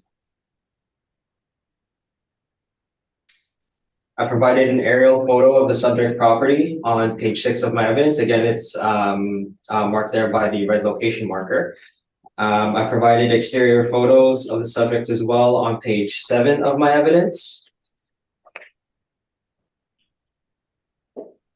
Just going on to page 8 of my brief here. So subject property, again, it's at 661 Wall Street and is located at the southeast corner of Wall Street and Wolliver Avenue in the Minto neighborhood of the city of Winnipeg.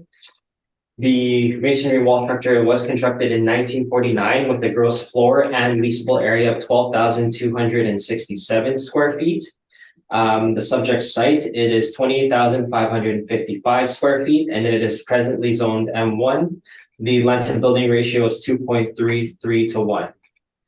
So the location of the subject property, we feel it's not exactly in the most prime location.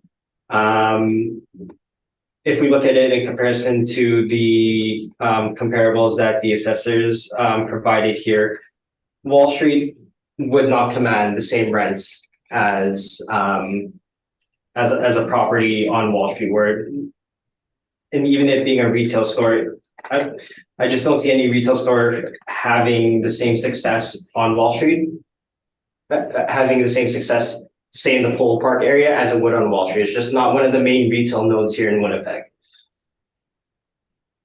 So with that being said, we do find that Wall Street is an inferior location for retail properties, and we have considered that in our analysis.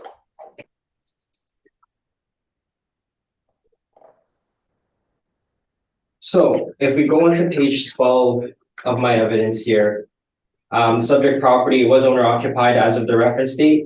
We've provided a range of comps here, some on Aaron Street and Ellis Avenue, Century Street.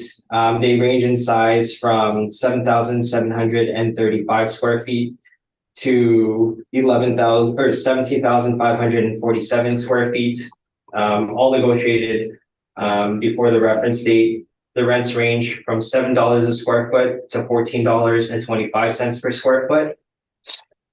The average of the comparable rents is $12.11 per square foot, and the median is $12 per square foot. So based on these comps, I do believe that we are applying an optimistic rent here of $11.50 a square foot. Again, this is a retail property on Wall Street, not considered a major retail center in Winnipeg.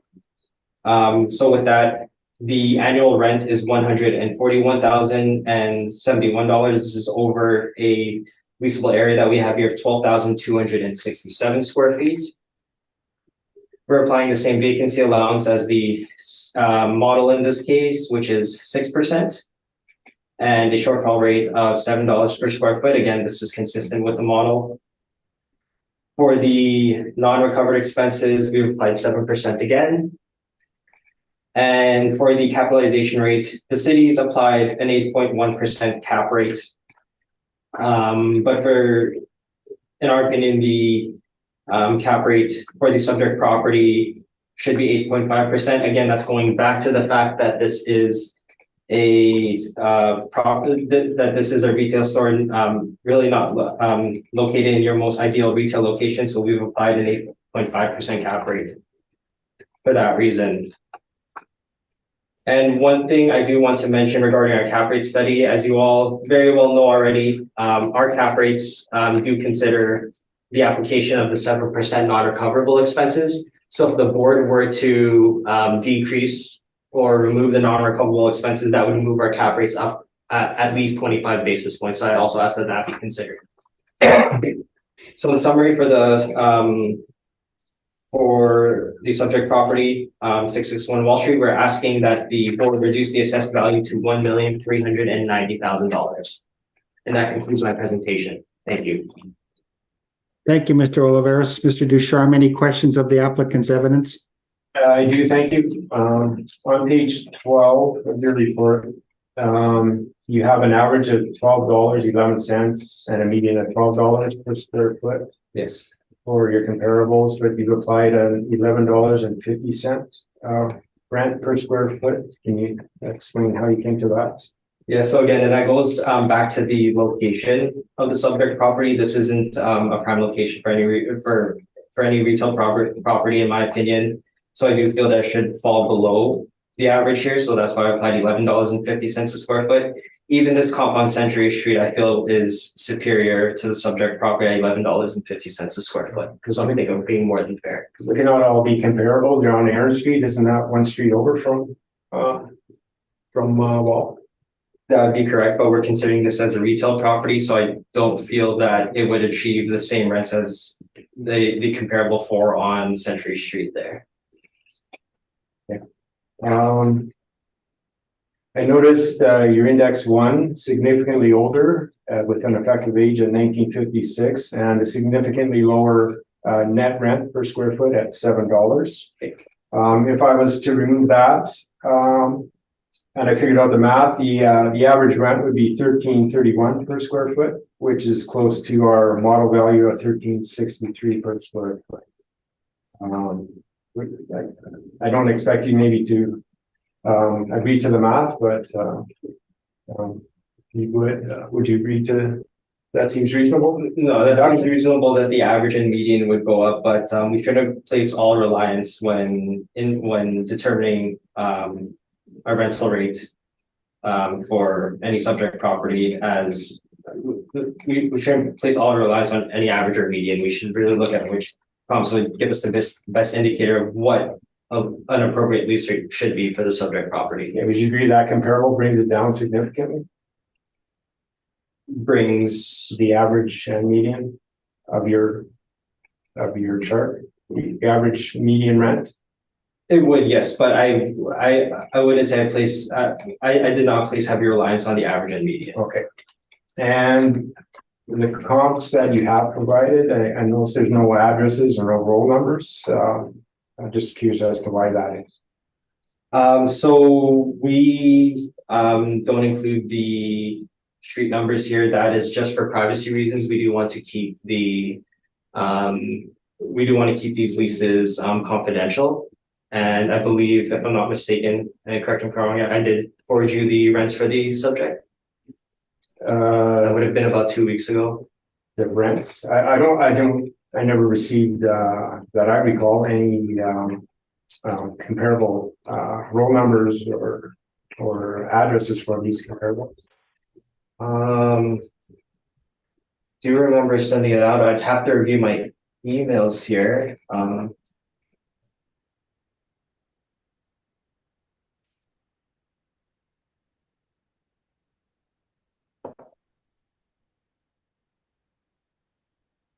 I believe you sent email, but I believe it was exact same information that was given. If I recall, I don't have that either. I sent you the street numbers of my lease comps. I have the record here on Friday, December 2nd.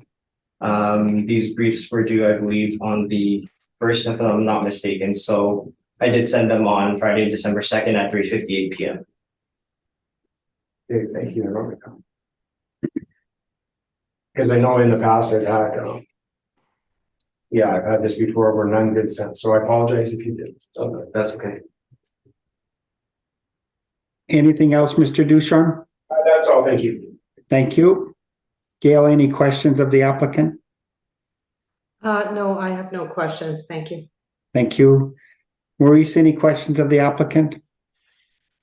Yes, I do. On the rent, I heard those arguments, but there was also mention that the location is not as good as Polo Park, but then I also see the cap rate is adjusted by 1/2, or while the city's at 8.10, aren't we actually doubling here? We're saying the rent is worth less because it's not in the same location.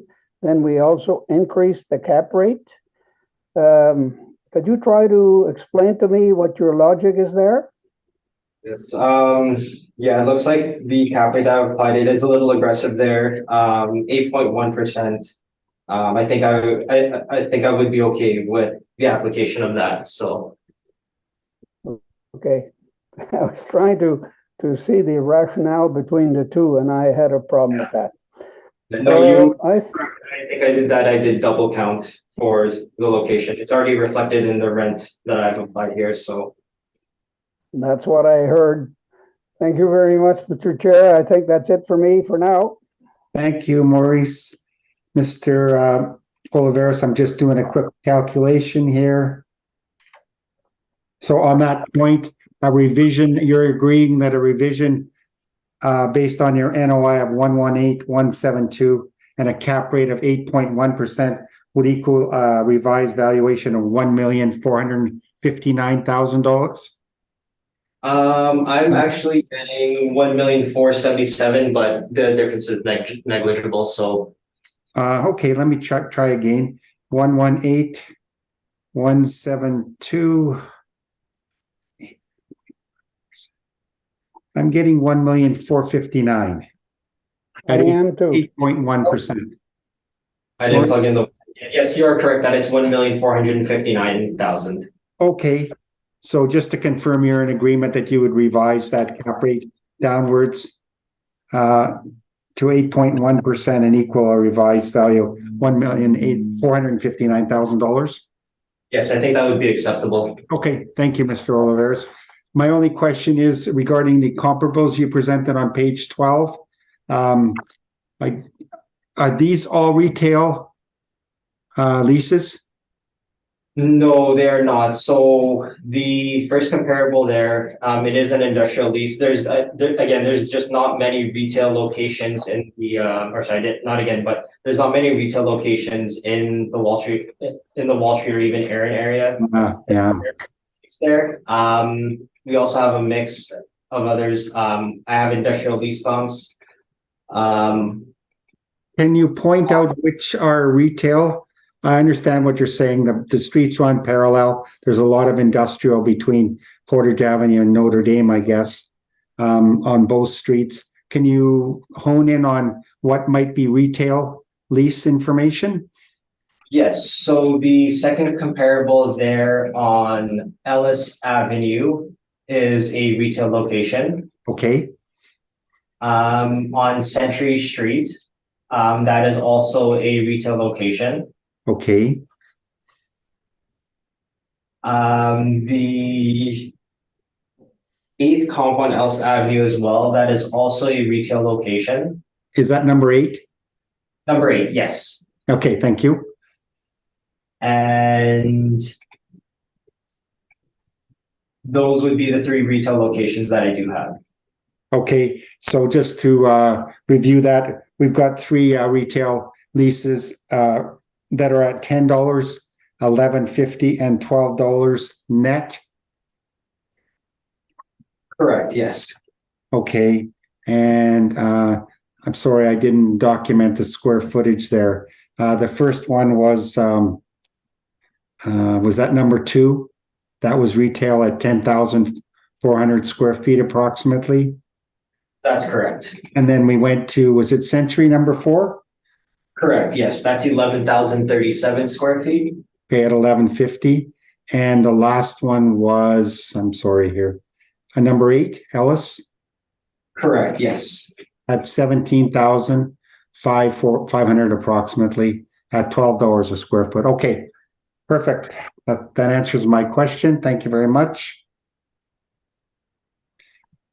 That is all my questioning. Does either party have requirement for summary, Mr. Ducharme? I do not, thank you. Thank you, Mr. Oliveros. Yes, thank you, Mr. Chair. I do just want to point out that this subject property is not in a prime retail location in comparison to what has been presented in this city's lease comparables there, and even in some of my comparables here, Century, Ellis, and Aaron, and on Century and Ellis Street, those would be considered superior locations.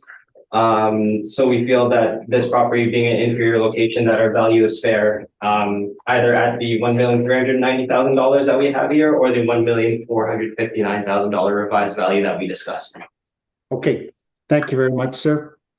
Okay, we are going to recess for 5 minutes for a quick break before we proceed with the remaining 3 on the docket. So, Jason, can you put us in camera, please? Thank you, Jason. I will now call the hearing back to order. Next property on the docket is item number 7, file number 22-2247. Address is 725 Corden Avenue, and we're dealing with a 2023 Realty Assessment Appeal. Mr. Ducharme, I think we've all got your brief up. When you are you ready, Maurice? I'm just getting there. Okay. That would be 725 Corden. That is correct. Thank you. Thank you. Gail, you're good? Yep. Okay. Mr. Ducharme, when you're ready, please, 725 Corden Avenue. Thank you. The roll number is 120-222-07000. The address is 725 Corden for the roll year 2023 with a reference date April 1st, 2021. We have an assessed value of $1,398,000. We have a parcel use CMRST, a zoning of C2, a leasable area of 8,189 square feet, and a recommendation is to maintain the 2023 assessed value. On page 2 at the top is a parcel view of the subject property on Corden between Hugo Street and Cogburn Street, which is located in the McMillan neighborhood. The bottom photo is an aerial photo of the subject property facing Corden at 725 Corden. It is located within the Corden Business Improvement Zone. On page 3 at the top is an aerial photo of the subject property at 725 Corden from behind the building.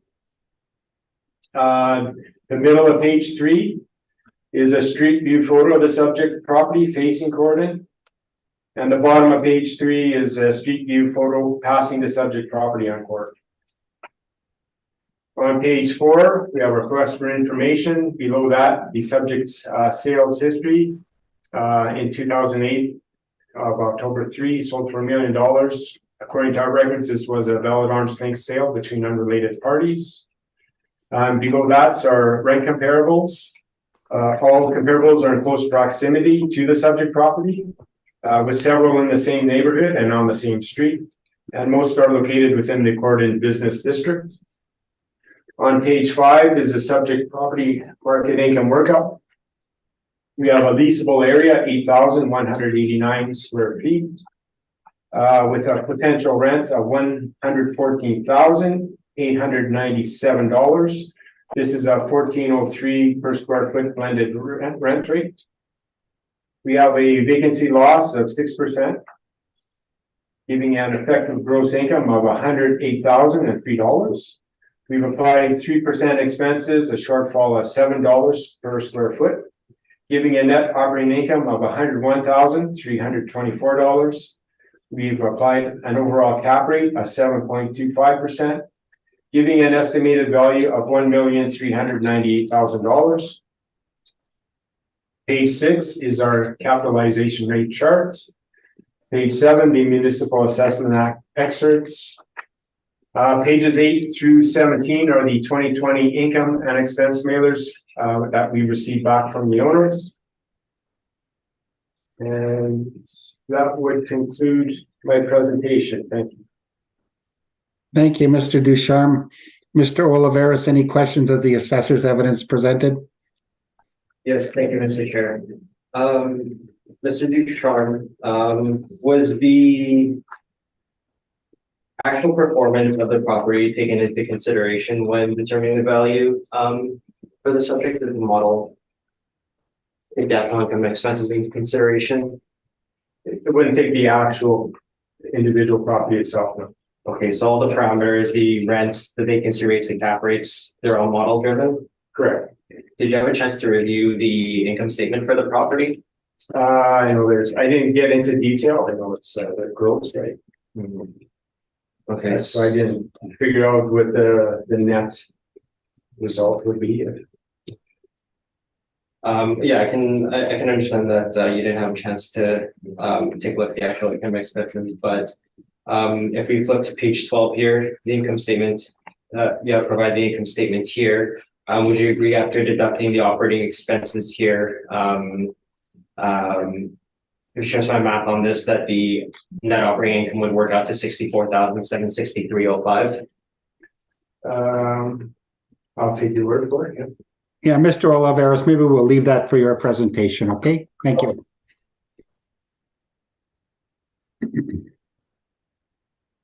Okay, so those are all my questions. Thank you. Thank you, sir. Maurice, any questions of the assessor? Well, thank you, Mr. Chair. Thank you. Gail, any questions? Yes. When was the last inspection of this building? It wasn't by me. There was someone there June 3rd, 2022. Again, it was for business assessment work. It was simply vacating a business and confirming a new tenant into the property. And did they indicate the quality of the building? And when questioned, it was just typical maintenance work, nothing of significant work of value. Essentially just maintenance. Okay. And the sale that you mentioned, the $1 million sale in 2008, open market sale, has there been any building permits since that sale? Nothing of significant value, no. Okay. And any appraisals on file noted? No. Not that I've seen or noted, no. Okay. And with regards to the cap rate of 7.25, that again falls in the highest percentile of the cap rate studies for the city in this area? Yes. That would be at the upper end, yes. Yes. And that will be due to age of the building and like that's model driven? Yes, it's model driven, yes. Okay, so the factors in there would be age, location. Yeah, I believe so. Nothing of significant improvement. Okay, those are all my questions. Thank you, Mr. Ducharme. Thank you. Thank you, Gail. Mr. Ducharme, my only question, is the effective year of the building 1987? Is that accurate? That's what's been applied, yes. Okay, thank you. It's my only question. Mr. Oliveris, please give us time to get to your brief.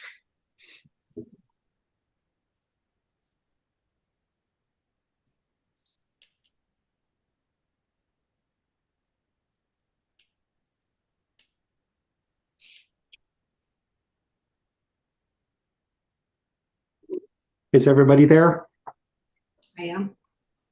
Come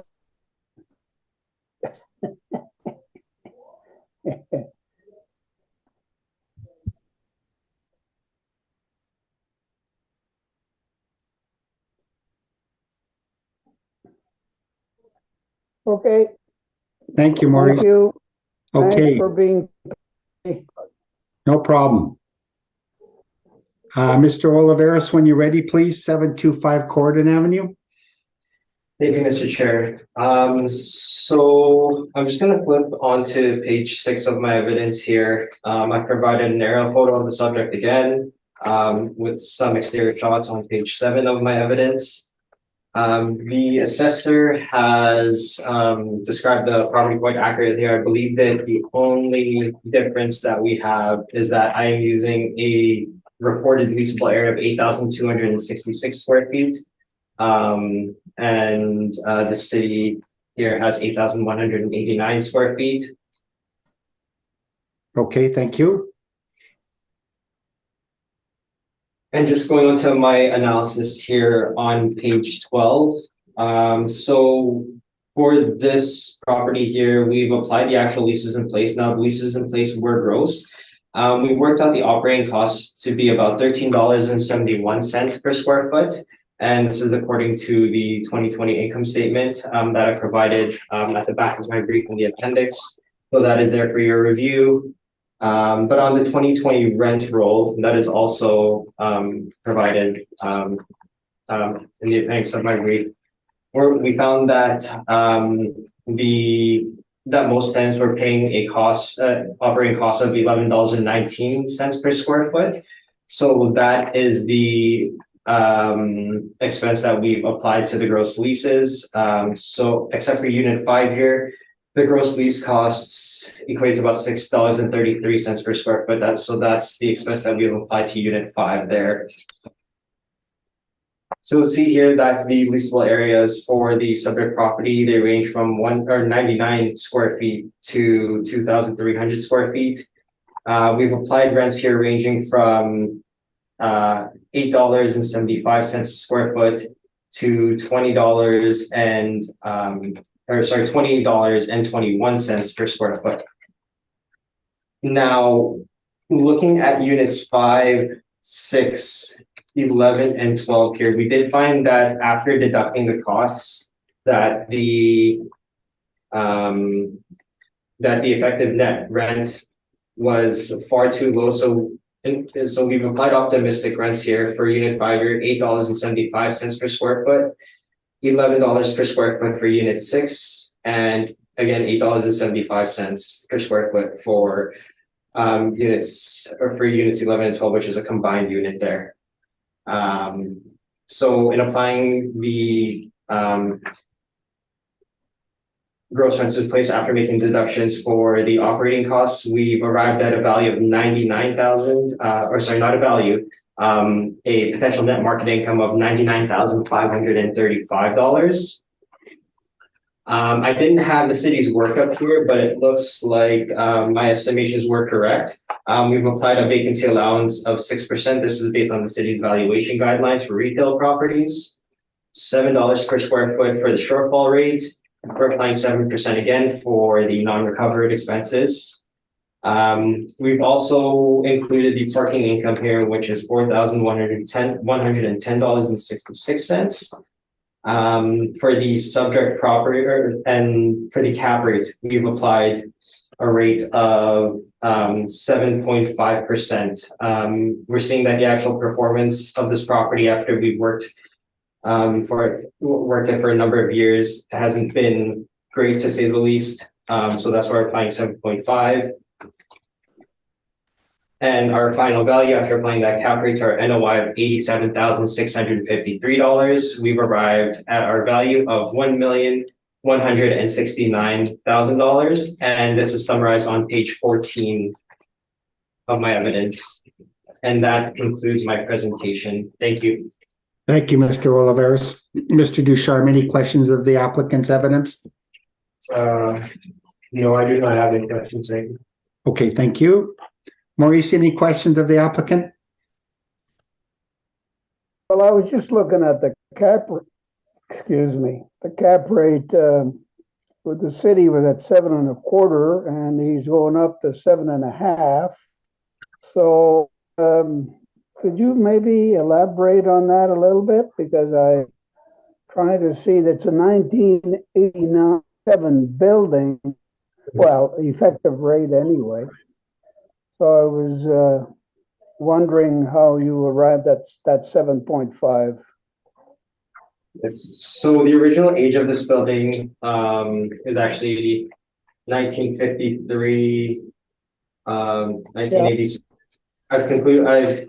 You can see here on page 9 brief the portion that relate to the 1953 portion, and also in determining the cap rate here. So if you look at our retail cap rate study on page 32, I'm not sure if the board would just like a second to flip to that page, or I know we're very well aware of what our cap rate ranges are, but tell me elaborate on that point. No, for me, it's not necessary because I had gone through your previously. So okay, sounds good. So given the performance of this property, I am putting in the range of low quality retail. So in looking at the cap rate ranges that we have, at the lower end, it's 7.5%. So I think 7.5% based on our cap rate study here is fair. okay, I think that's all I have, Mr. Chair. Thank you, Maurice. Gail, any questions of the applicant? Just in regards to the rental rate that you've utilized, so you increased the square footage to 8,266, and you applied a blended rental rate of 1,204? That's correct. That's based on the actual performance of the property. We did have an uptick in I did put an uptick on the rents here because I did find the rates for units 5, 6, and 11/12 to be low. But that's what I've applied based on the actual performance. So that's taking the gross lease. The gross lease is in place and making a deduction for the operating expenses to arrive at the net effective rents. Okay, and then you also increased the expense from 3% to 7%, correct? And then added in the parking of parking revenue to arrive at your NOI. Okay, that's my only questions. Thank you. Thank you, Gail. Mr. Oliveris, I'm just doing a quick calculation here, if you don't mind.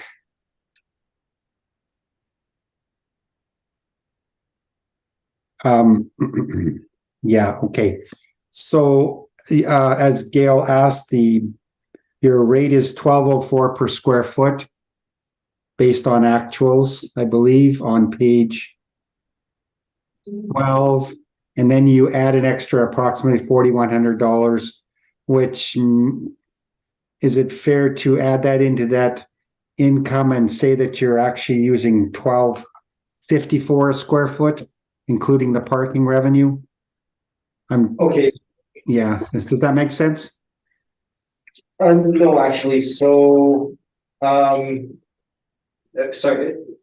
Which revenue stream are we looking at when adding the 4,100, Ms. Hutchings? I just added it on page 12 to your potential rent of $99,535. I added $4,100 and $4,101 for parking to equal about $103,000, divided by that by 8,266, and came up with an estimate of market value at about $1,254 a square foot, including the parking income. Okay, so no, actually, the parking income would actually be considered other income in this case. We wouldn't really apply vacancy rates, shortfall rates, or non-recovered expenses to it. So I'm gonna ask the board to flip to page 14 of my evidence here. Okay. I see. Okay, other income, yes. So Yes, you so the NOI. Oh, Because we don't want to make a deduction in the other income for vacancy in a parking lot or non-recovered expenses. okay, so you've added it to your, it's included in your adjusted NOI to include that parking. Correct, yes. Okay, perfect. Okay. Okay, that clarifies that.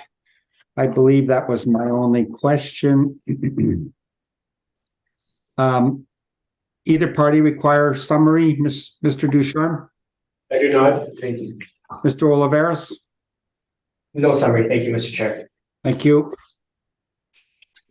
Okay, that concludes 725 Corydon Avenue. Next property on the docket is item number 8. And the address is 905 Portage Avenue. And we're dealing with file number 22-2030. And we're dealing with a 2023 Realty Assessment Appeal. So we're dealing with 905 Portage Avenue.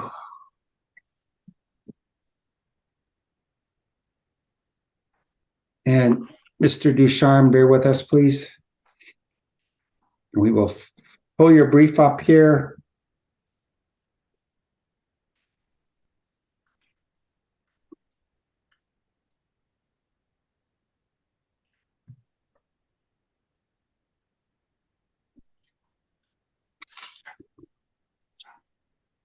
Gail, are you there? I am, thank you. Okay. Maurice, let me know when you're ready to go, please. Yeah. 905 Portage, I'm all set, Mr. Chair. 905 Okay. Portage Avenue, right? Okay. Okay, Mr. Ducharme, when you're ready, please, 905 Portage Avenue. Thank you. The file number is 22-2030. The roll number is 130-960-97200. The address is 905 Portage Avenue. For the roll year 2023, with a reference date April 1st, 2021, we have an assessed value of $1,370,000. Parcel use is CMRST, the zoning is C2, and we have a leasable area of 18,350 square feet. Our recommendation is to maintain the 2023 assessed value. On page 2 at the top, we have a parcel view of the subject property on Portage at the corner of Burnell, and it's located in the St. Matthews neighborhood. The bottom of page 2 is an aerial photo of the subject property facing Portage Avenue. At the top of page 3 is an aerial photo of the subject property facing Burnell Street. The middle of page 3 is a street view photo of the subject property facing Portage Avenue. And the bottom of page 3, we have a street view photo of the subject property facing Burnell Street. Page 4 is request for income. Below that, we have no recent sales history for the subject. And below that are our rent comparables. Several of these comparables are in close proximity to the subject property, are zoned the same as the subject property, have the same land influences of heavy traffic and external corner as the subject. And a couple are of similar size to the subject property. On page 5, we have our subject property market income workout.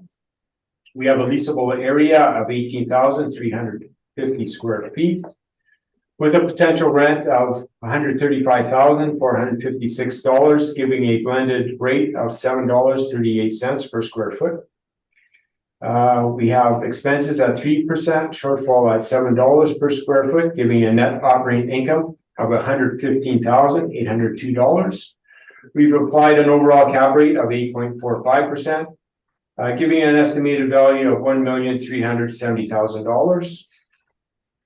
On page 6 is our capitalization rate chart. Page 7, our municipal assessment act excerpts. Pages 8 through 17 are the return income and expense mailers that we have received back from the owner. The subject property is owner occupied. And I believe that concludes my presentation. Thank you. Thank you, Mr. Ducharme. Bear with me 1 second, Mr. Oliveris. I'm just finalizing my notes here. Okay, Mr. Oliveris, any questions of the applicant's evidence, or pardon me, the assessor's evidence? I do, thank you, Mr. Chair. So Mr. Ducharme, this was property built in 1951, and the city's applied an effective age year of 1951 as well. Correct. Okay. Your use comparables here, we just have the one in 1950. Right. And the effective years built of the remainder range from 1975 to 1998. Yes. Would there be an economies of scale adjustment? I understand that that one's built in 1950 for 1110 Portage. Would you agree that there should be an economies of scale adjustment for that? Yes, it's a fairly bit smaller. It's less than half, yes. In area. And 1330 Ellis, 953 St. James, 325 Ellis. Those again, those are low quick, or sorry, 1330 Ellis and 953 St. James. Those are in the Polo Park area again. Alice is, yeah, sorry, St. James Street, yeah. Okay. Yep. And would you consider those superior locations to the subject's location? In the Polo Park area? Yeah, but this one, it's not, it's, what do we call this one's fairly close. No, actually. Yeah, that would be slightly superior, yeah. Okay. So given that economies of scale adjustment, and the location of the subject property, it appears to me, just based on your comments here, that maybe the model should have applied at maximum here, almost $12.75 per square foot. Would you say that's fair? No, I don't see it's fair. I wouldn't know. Okay.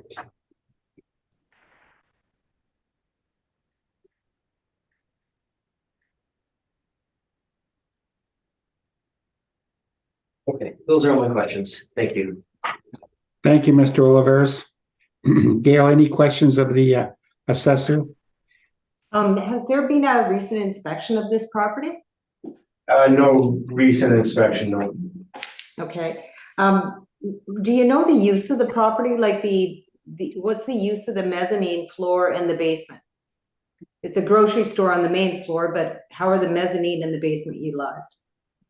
I'm not sure exactly about the mezzanine itself. The basement, it's contained temperature controlled meat rooms, at least according to our notes, our most recent notes for the property may have changed. We have notes from 2014 where it contained a temperature controlled meat room with a cooler, a milk cooler, a produce cooler, and two freezers. They were all walk-in. The basement was also used for the storage of dry goods, and that there was an operational freight elevator servicing the basement. I'm sorry, the mezzanine area is being used as an office. Okay. And the blended rate that you've applied, did you indicate it was 738? Yes. Okay. 736. Okay. And in regards to the cap rate, 8.45, that's model generated? It's all model generated? Yes. Okay. Thank you. Those are all my questions. Thank you, Gail. Maurice, any questions of the assessor? Yes, excuse me. I was looking at the comparables, and the upstairs is about 8,900 square feet.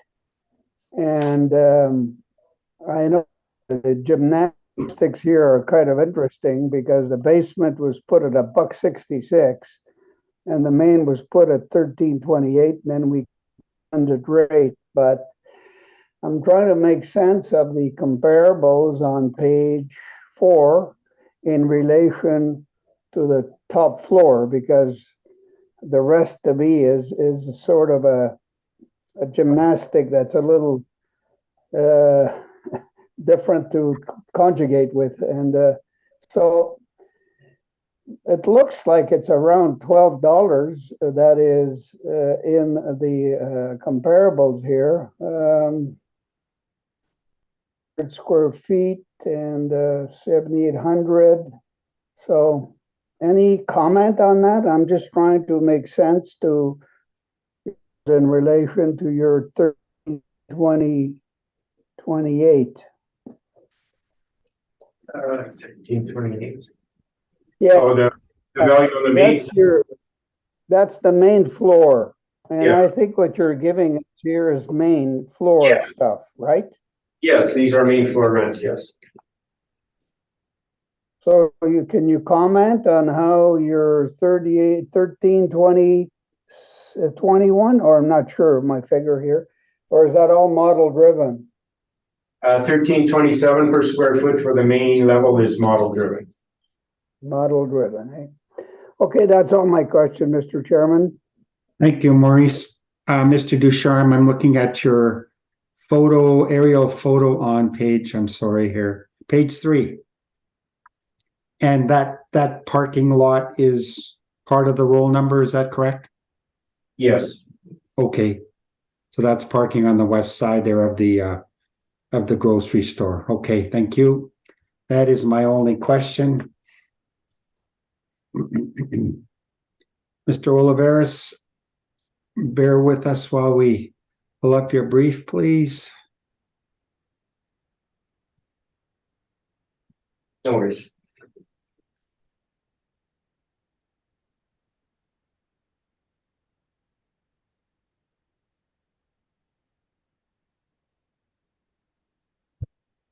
Gail, are you there?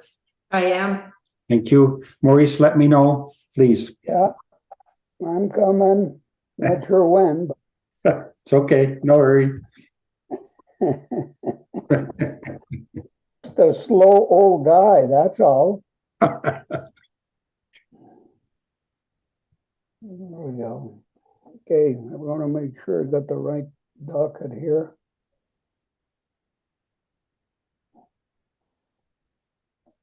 Shall we say Yeah. wiser with age? How's that? We're okay. We're okay, young man. Okay, Thanks, Maurice. Okay, Mr. Oliveris, when you're ready, please, 905 Portage Avenue. Thank you, Mr. Hutchings. Okay, so the subject property, it's 905 Portage Avenue. The roll number is 13-0960-97200. Just going on to page 6 of my evidence here, I provided an aerial photo of the subject, as well as an exterior photo on page 7 of my evidence. I appreciate the assessor communicating the evidence to me regarding the finish of the basement space there. So the subject property, it's located on the northeast corner of Portage Avenue and Burnell Street in Winnipeg. It is improved with a wood frame structure that was constructed in 1951, so it is an older building and is presently being used as a grocery store. A family-run grocery store, actually. The improvement has 18,350 square feet of gross floor and leasable area. So I believe we do agree with the city on that case. The subject site, it is 24,096 square feet, and it is presently zone C2. The land to building ratio is 2.7 to 1. So going on to page 12 of my evidence here, the property was owner occupied as of the reference date. So we've identified 7 comparable leases here. They range in size from 5,324 square feet to 20,500 square feet, with leases negotiated before the reference date. Now, a number of these leases here, they were they are for major grocery store chains. The one comparable that I do have that I believe would more so be considered sort of a how would I call it, a sort of more of a local grocery store here would be index number 5 here. That lease was negotiated at $10.50 a square foot on May 1st of 2020. So I have placed most of my reliance in applying a rate for the subject property's main floor on that lease. So for the main floor, we've applied a rent of $10.50 a square foot to the 8,925 square foot main floor area. For the basement space, now basement spaces, typically we apply a minimal rate to them. So for the subject, it's $2.50 a square foot. The mezzanine is an office space. We've applied a rate there of $8.50 a square foot. Typically, I believe we applied $2 per square foot less to mezzanine office spaces. So overall, we've arrived at a potential net market income per annum of $120,275. The overall rate is $6.55 per square foot. We agree with the city's vacancy allowance of 6%. We agree with the shortfall allowance of $7 per square foot. And for the non-recovered expenses and other expense allowance, again, the total is 7%. And given the age of the building, the city and our office, or the model, I should say, do see eye to eye at 8.45%, and that is the rate that we've applied to the subject. A summary of my valuation is on page 14 of my evidence. And again, we are asking the board to reduce the assessed value for the subject to $1,153,000. And that concludes my presentation. Thank you. Thank you, Mr. Oliveros. Mr. Ducharme, any questions of the applicant? Yes, so you're on page 12, your comparables. Would you agree the lease start date for your index 1, June 2004? It was quite old. Yes, that is old. When we're looking for grocery store leases, I understand that typically they are negotiated in the long term. So, or they do negotiate long-term leases. So that's why that one is old here. And yeah. Okay. And other than index 1, would you agree really none of the comparables or would be in close proximity to the subject? I would agree with that. However, we're looking at a grocery store. Typically they can be split off from one another. So I think it's acceptable to go to different units. Okay. So that's all I have. Thank you. Thank you, Mr. Ducharme. Gail, any questions of the applicant's evidence? I have no questions. They've been answered. Thank you. Thank you. Maurice, any questions? Well, I'm back to the old gymnastics approach here because again, the 8925 is put at 1050, but the rest really isn't much. So I don't know what this all means when I look at the comparables, but because you picked basically, I think you said the 1050. So I guess I'm trying to get my head around the city's approach and your approach. You're at cities at 739, at 3839. You're at 655. So I'm trying to get a little more clarity as to what this all means. I'm sorry, I'm not sure it's a question. It's a reflection, I guess. So maybe you don't have to comment. I mean, I guess I understand what you said. I wouldn't have to comment, but I think maybe the basement space is what's causing some confusion. The lease rate applied to the basement spaces, that's what's causing the confusion. Well, the city was at $1.66 and you're at $2.50, and so that's close. So yeah. Okay. I'm just trying. as a board member, I have to try to make sense to what we get here and to make a decision. That's all I'm saying. Okay. So maybe it's me that has to come around with this when I talk to my colleagues. That's all, Mr. Chair. Thank you, Maurice. We appreciate your struggle. Well, I'm just a straightforward guy. I don't just trying to do my best. That's all. Okay, so to follow up on Maurice's question, Mr. Oliveros, so you're using 1050 for the main floor. The assessor's using 1327. You've got a higher rate on the basement, nominally higher, and then the mezzanine floor, you've actually got a higher rate than the assessor, I believe. Am I right? Yes. Yes. Yeah, but when we do the blended rate, you're actually about $1, less than $1. No, a little bit more. I guess $1. Let's say $1.15 more. Pardon me, less per square foot than the assessed blended rate. Less. Yeah. Yes.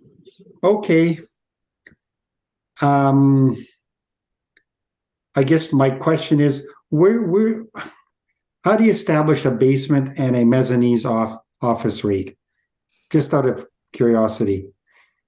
It's really, I would say it's not a subjective opinion, but with basement spaces, you'll almost never find basement leases.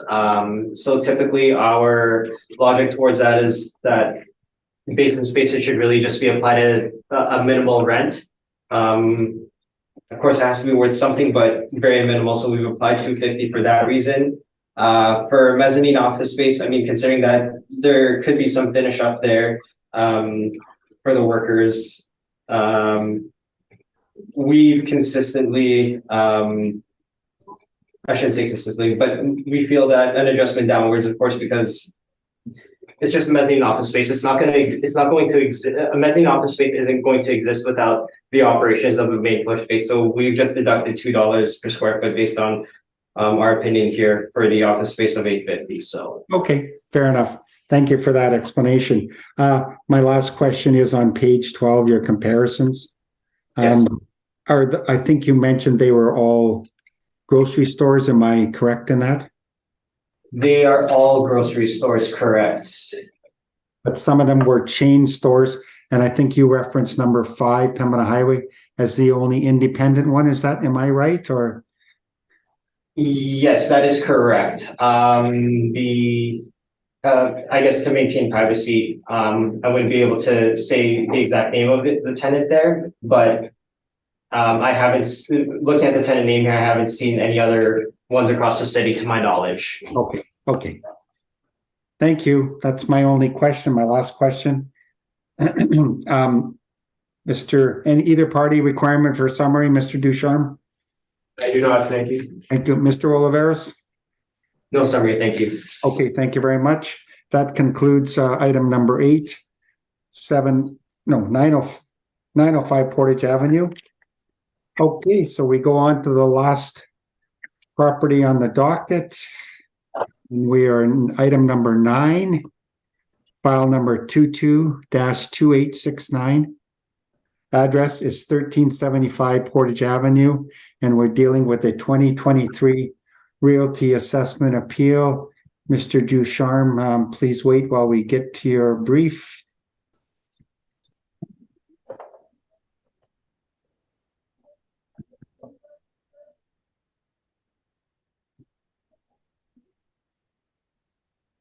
Gail, are you there? I am. Thank you. Maurice? He's always ahead of me. Yeah, I am.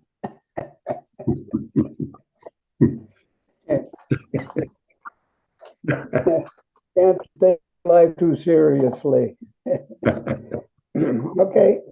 Okay, thank you, and I'm here too. Mr. Ducharme, 1375 Portage Avenue, when you are ready. Thank you. We have file number 22-2869. Roll number 130-990-72140. The address 1375 Portage Avenue. For the roll year 2023 with a reference date April 1st, 2021, we have an assessed value $1,291,000. The parcel use is CMRST, zoning is C2. We have a leasable area 11,576 square feet. I do have a recommendation to decrease the assessed value to $1,248,000 by decreasing the leasable area. Would you like me to go through that? Yes, Mr. Ducharme, I think we would go to page 5. Okay. If you'd like to go through and just summarize your adjusted square footage, the blended rate, vacancy, expenses, NOI, and capitalization rate, please. Okay. So we've changed the leasable area from 11,576 square feet to 11,183 square feet. This changes the potential rent from $119,333 to $115,345. This is a blended rate of $10.31 per square foot.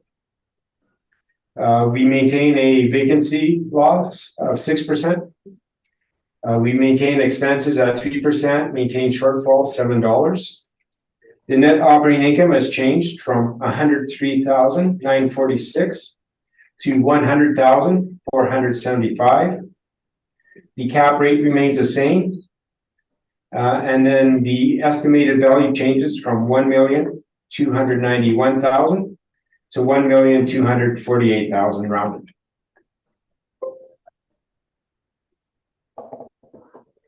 Okay, Mr. Ducharme, before we proceed, Mr. Oliveris, any comments on the recommendation presented by the assessor?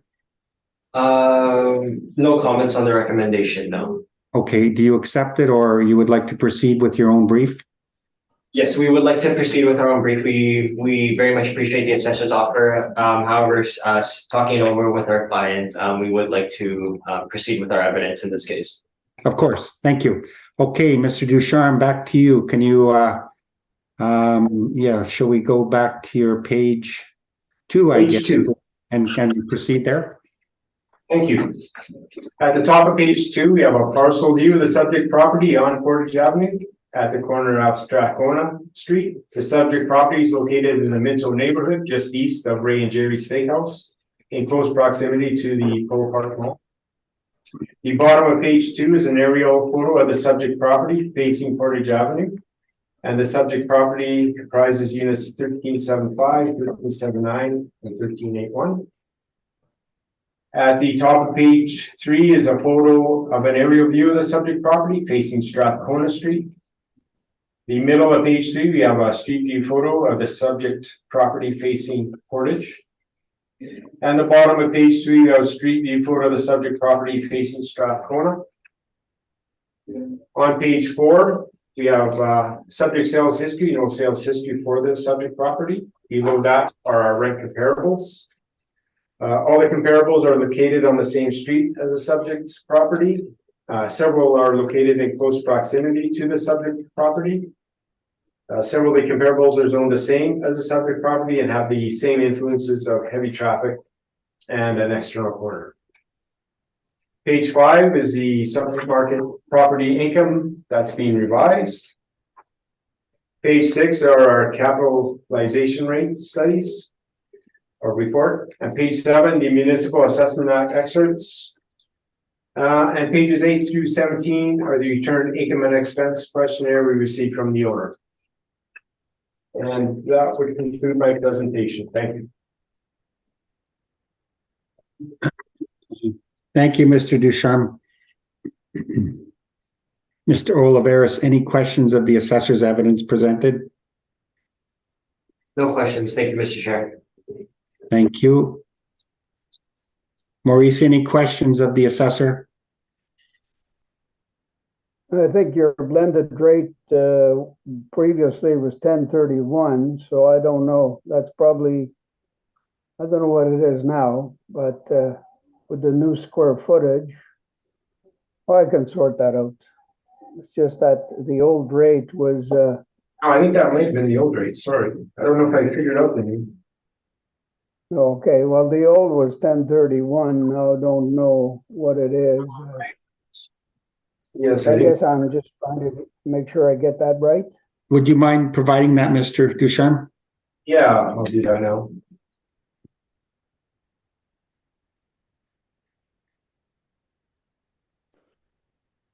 Oh, this is blended rate 1031, yeah. I'm not sure what is that the same? Mhm. Yeah. How come it's the same? Well, I guess you just multiply with the new square footage, I guess. That's probably what happened here.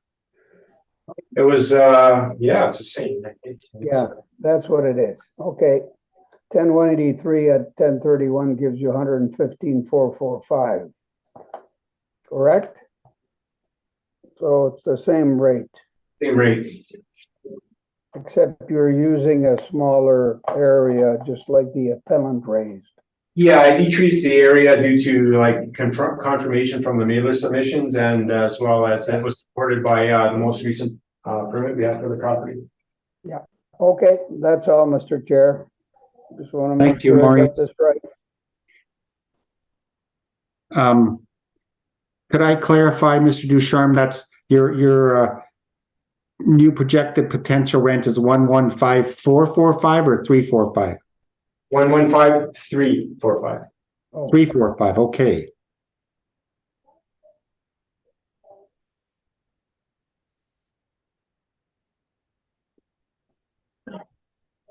Yeah, okay, perfect. 1031.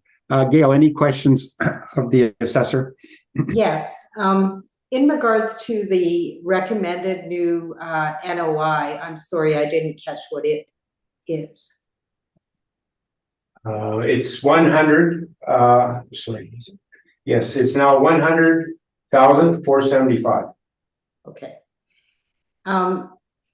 So you said that you adjusted the square footage, you proposed adjusting the square footage based on the mailers, and also permits? Did I hear Yes. that correctly? Can you tell me about the permits that you have on file? It was a permit in 2018. And I don't know if I wrote down the specifics, what it was for. I think it's for a dance studio, but it included all the square footage of for both 1375 or for all the units, all the different units. 1379, 1381. Does it have a value on the permit? There's net areas for each unit. Net square foot areas. Is that what you're asking? No value of the Oh, permit? for the permit? I did not record that one, I'm sorry. Okay, so was there an inspection following, like recently? When was the last inspection of this property? Unfortunately, I didn't make a note of that, I'm sorry. Okay, okay. And the cap rate, you left it at 8%, so that's generated by the model, correct? Yes, 8.05 by the model, yes. Okay, okay, thank you. Those are all my questions. Thanks, Gail. I have no questions following that. Mr. Oliveris, please wait a sec while we pull up your final brief here.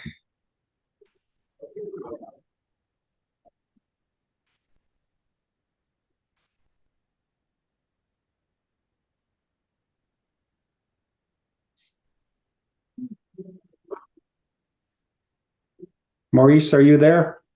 I beat you this time. I started before. I don't like being late all the time. Gil beats me every time. I don't mean to embarrass you, honestly. I'm not embarrassed at we're all all. there. I'm not embarrassed at all. Okay. Gail, you're there, I guess. Okay. Yeah. And I'm here. So, Mr. Oliveris, when you're ready, please. Thank you, Mr. Chair. Okay, so the subject property is 1375 Portage Avenue. The roll number is 13-0990721440. I'll get you to skip on to page 6 of my evidence. I provided an aerial photo of the subject property, again on page 6, and an exterior photo of the subject. So it's the three buildings here actually on page 7.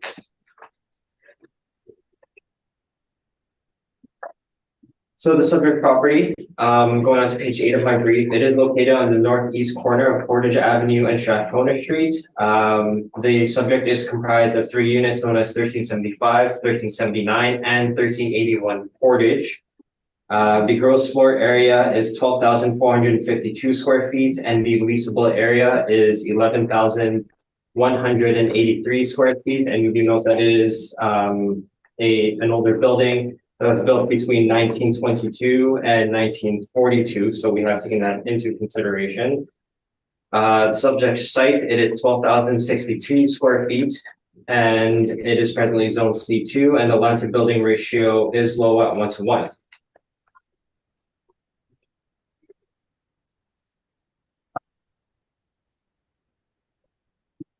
Going on to page 12 of my evidence here. So it appears now that the city, our office are in agreement with the leasable area. We applied a leasable area of 11,183 square feet. There were 2 leases in place as of the reference date. So for unit 1375, it was $10 per square foot. Unit 1381, it was $10.69 per square foot. So we have applied those rates to those 2 units. For unit 1379, now that lease was a non-arm's length lease, but looking at the leases in place for the 2 tenanted units, we do feel that the rate that was applied to that property of $10 per square foot is fair. We've also evidenced that on page 13 of my brief here. So I've identified rent comparables that are between 1,500 to 2,500 per square foot. I'll negotiate before the reference date here. They're newer than the subject property, and the rates and the rents range from $7.50 per square foot to $12.50 per square foot. For the comparable leases between 3,500 square feet to 9,000 square feet, the lease rates range from $7 per square foot to $13.66 per square foot. So now this being an older building, we've applied a rate on the low end of our comparables. Again, sorry. So the actual leases in place, looking at the comparable rents, are supported. So that is why we've applied those rents in our valuation. For the storage unit, I've also identified some storage leases here. They range from $7.34 per square foot to $8.50 per square foot, and that is also on page 13 of my evidence. So our overall rate over the 11,183 square feet is $10.01 per square foot, or $111,970 per annum.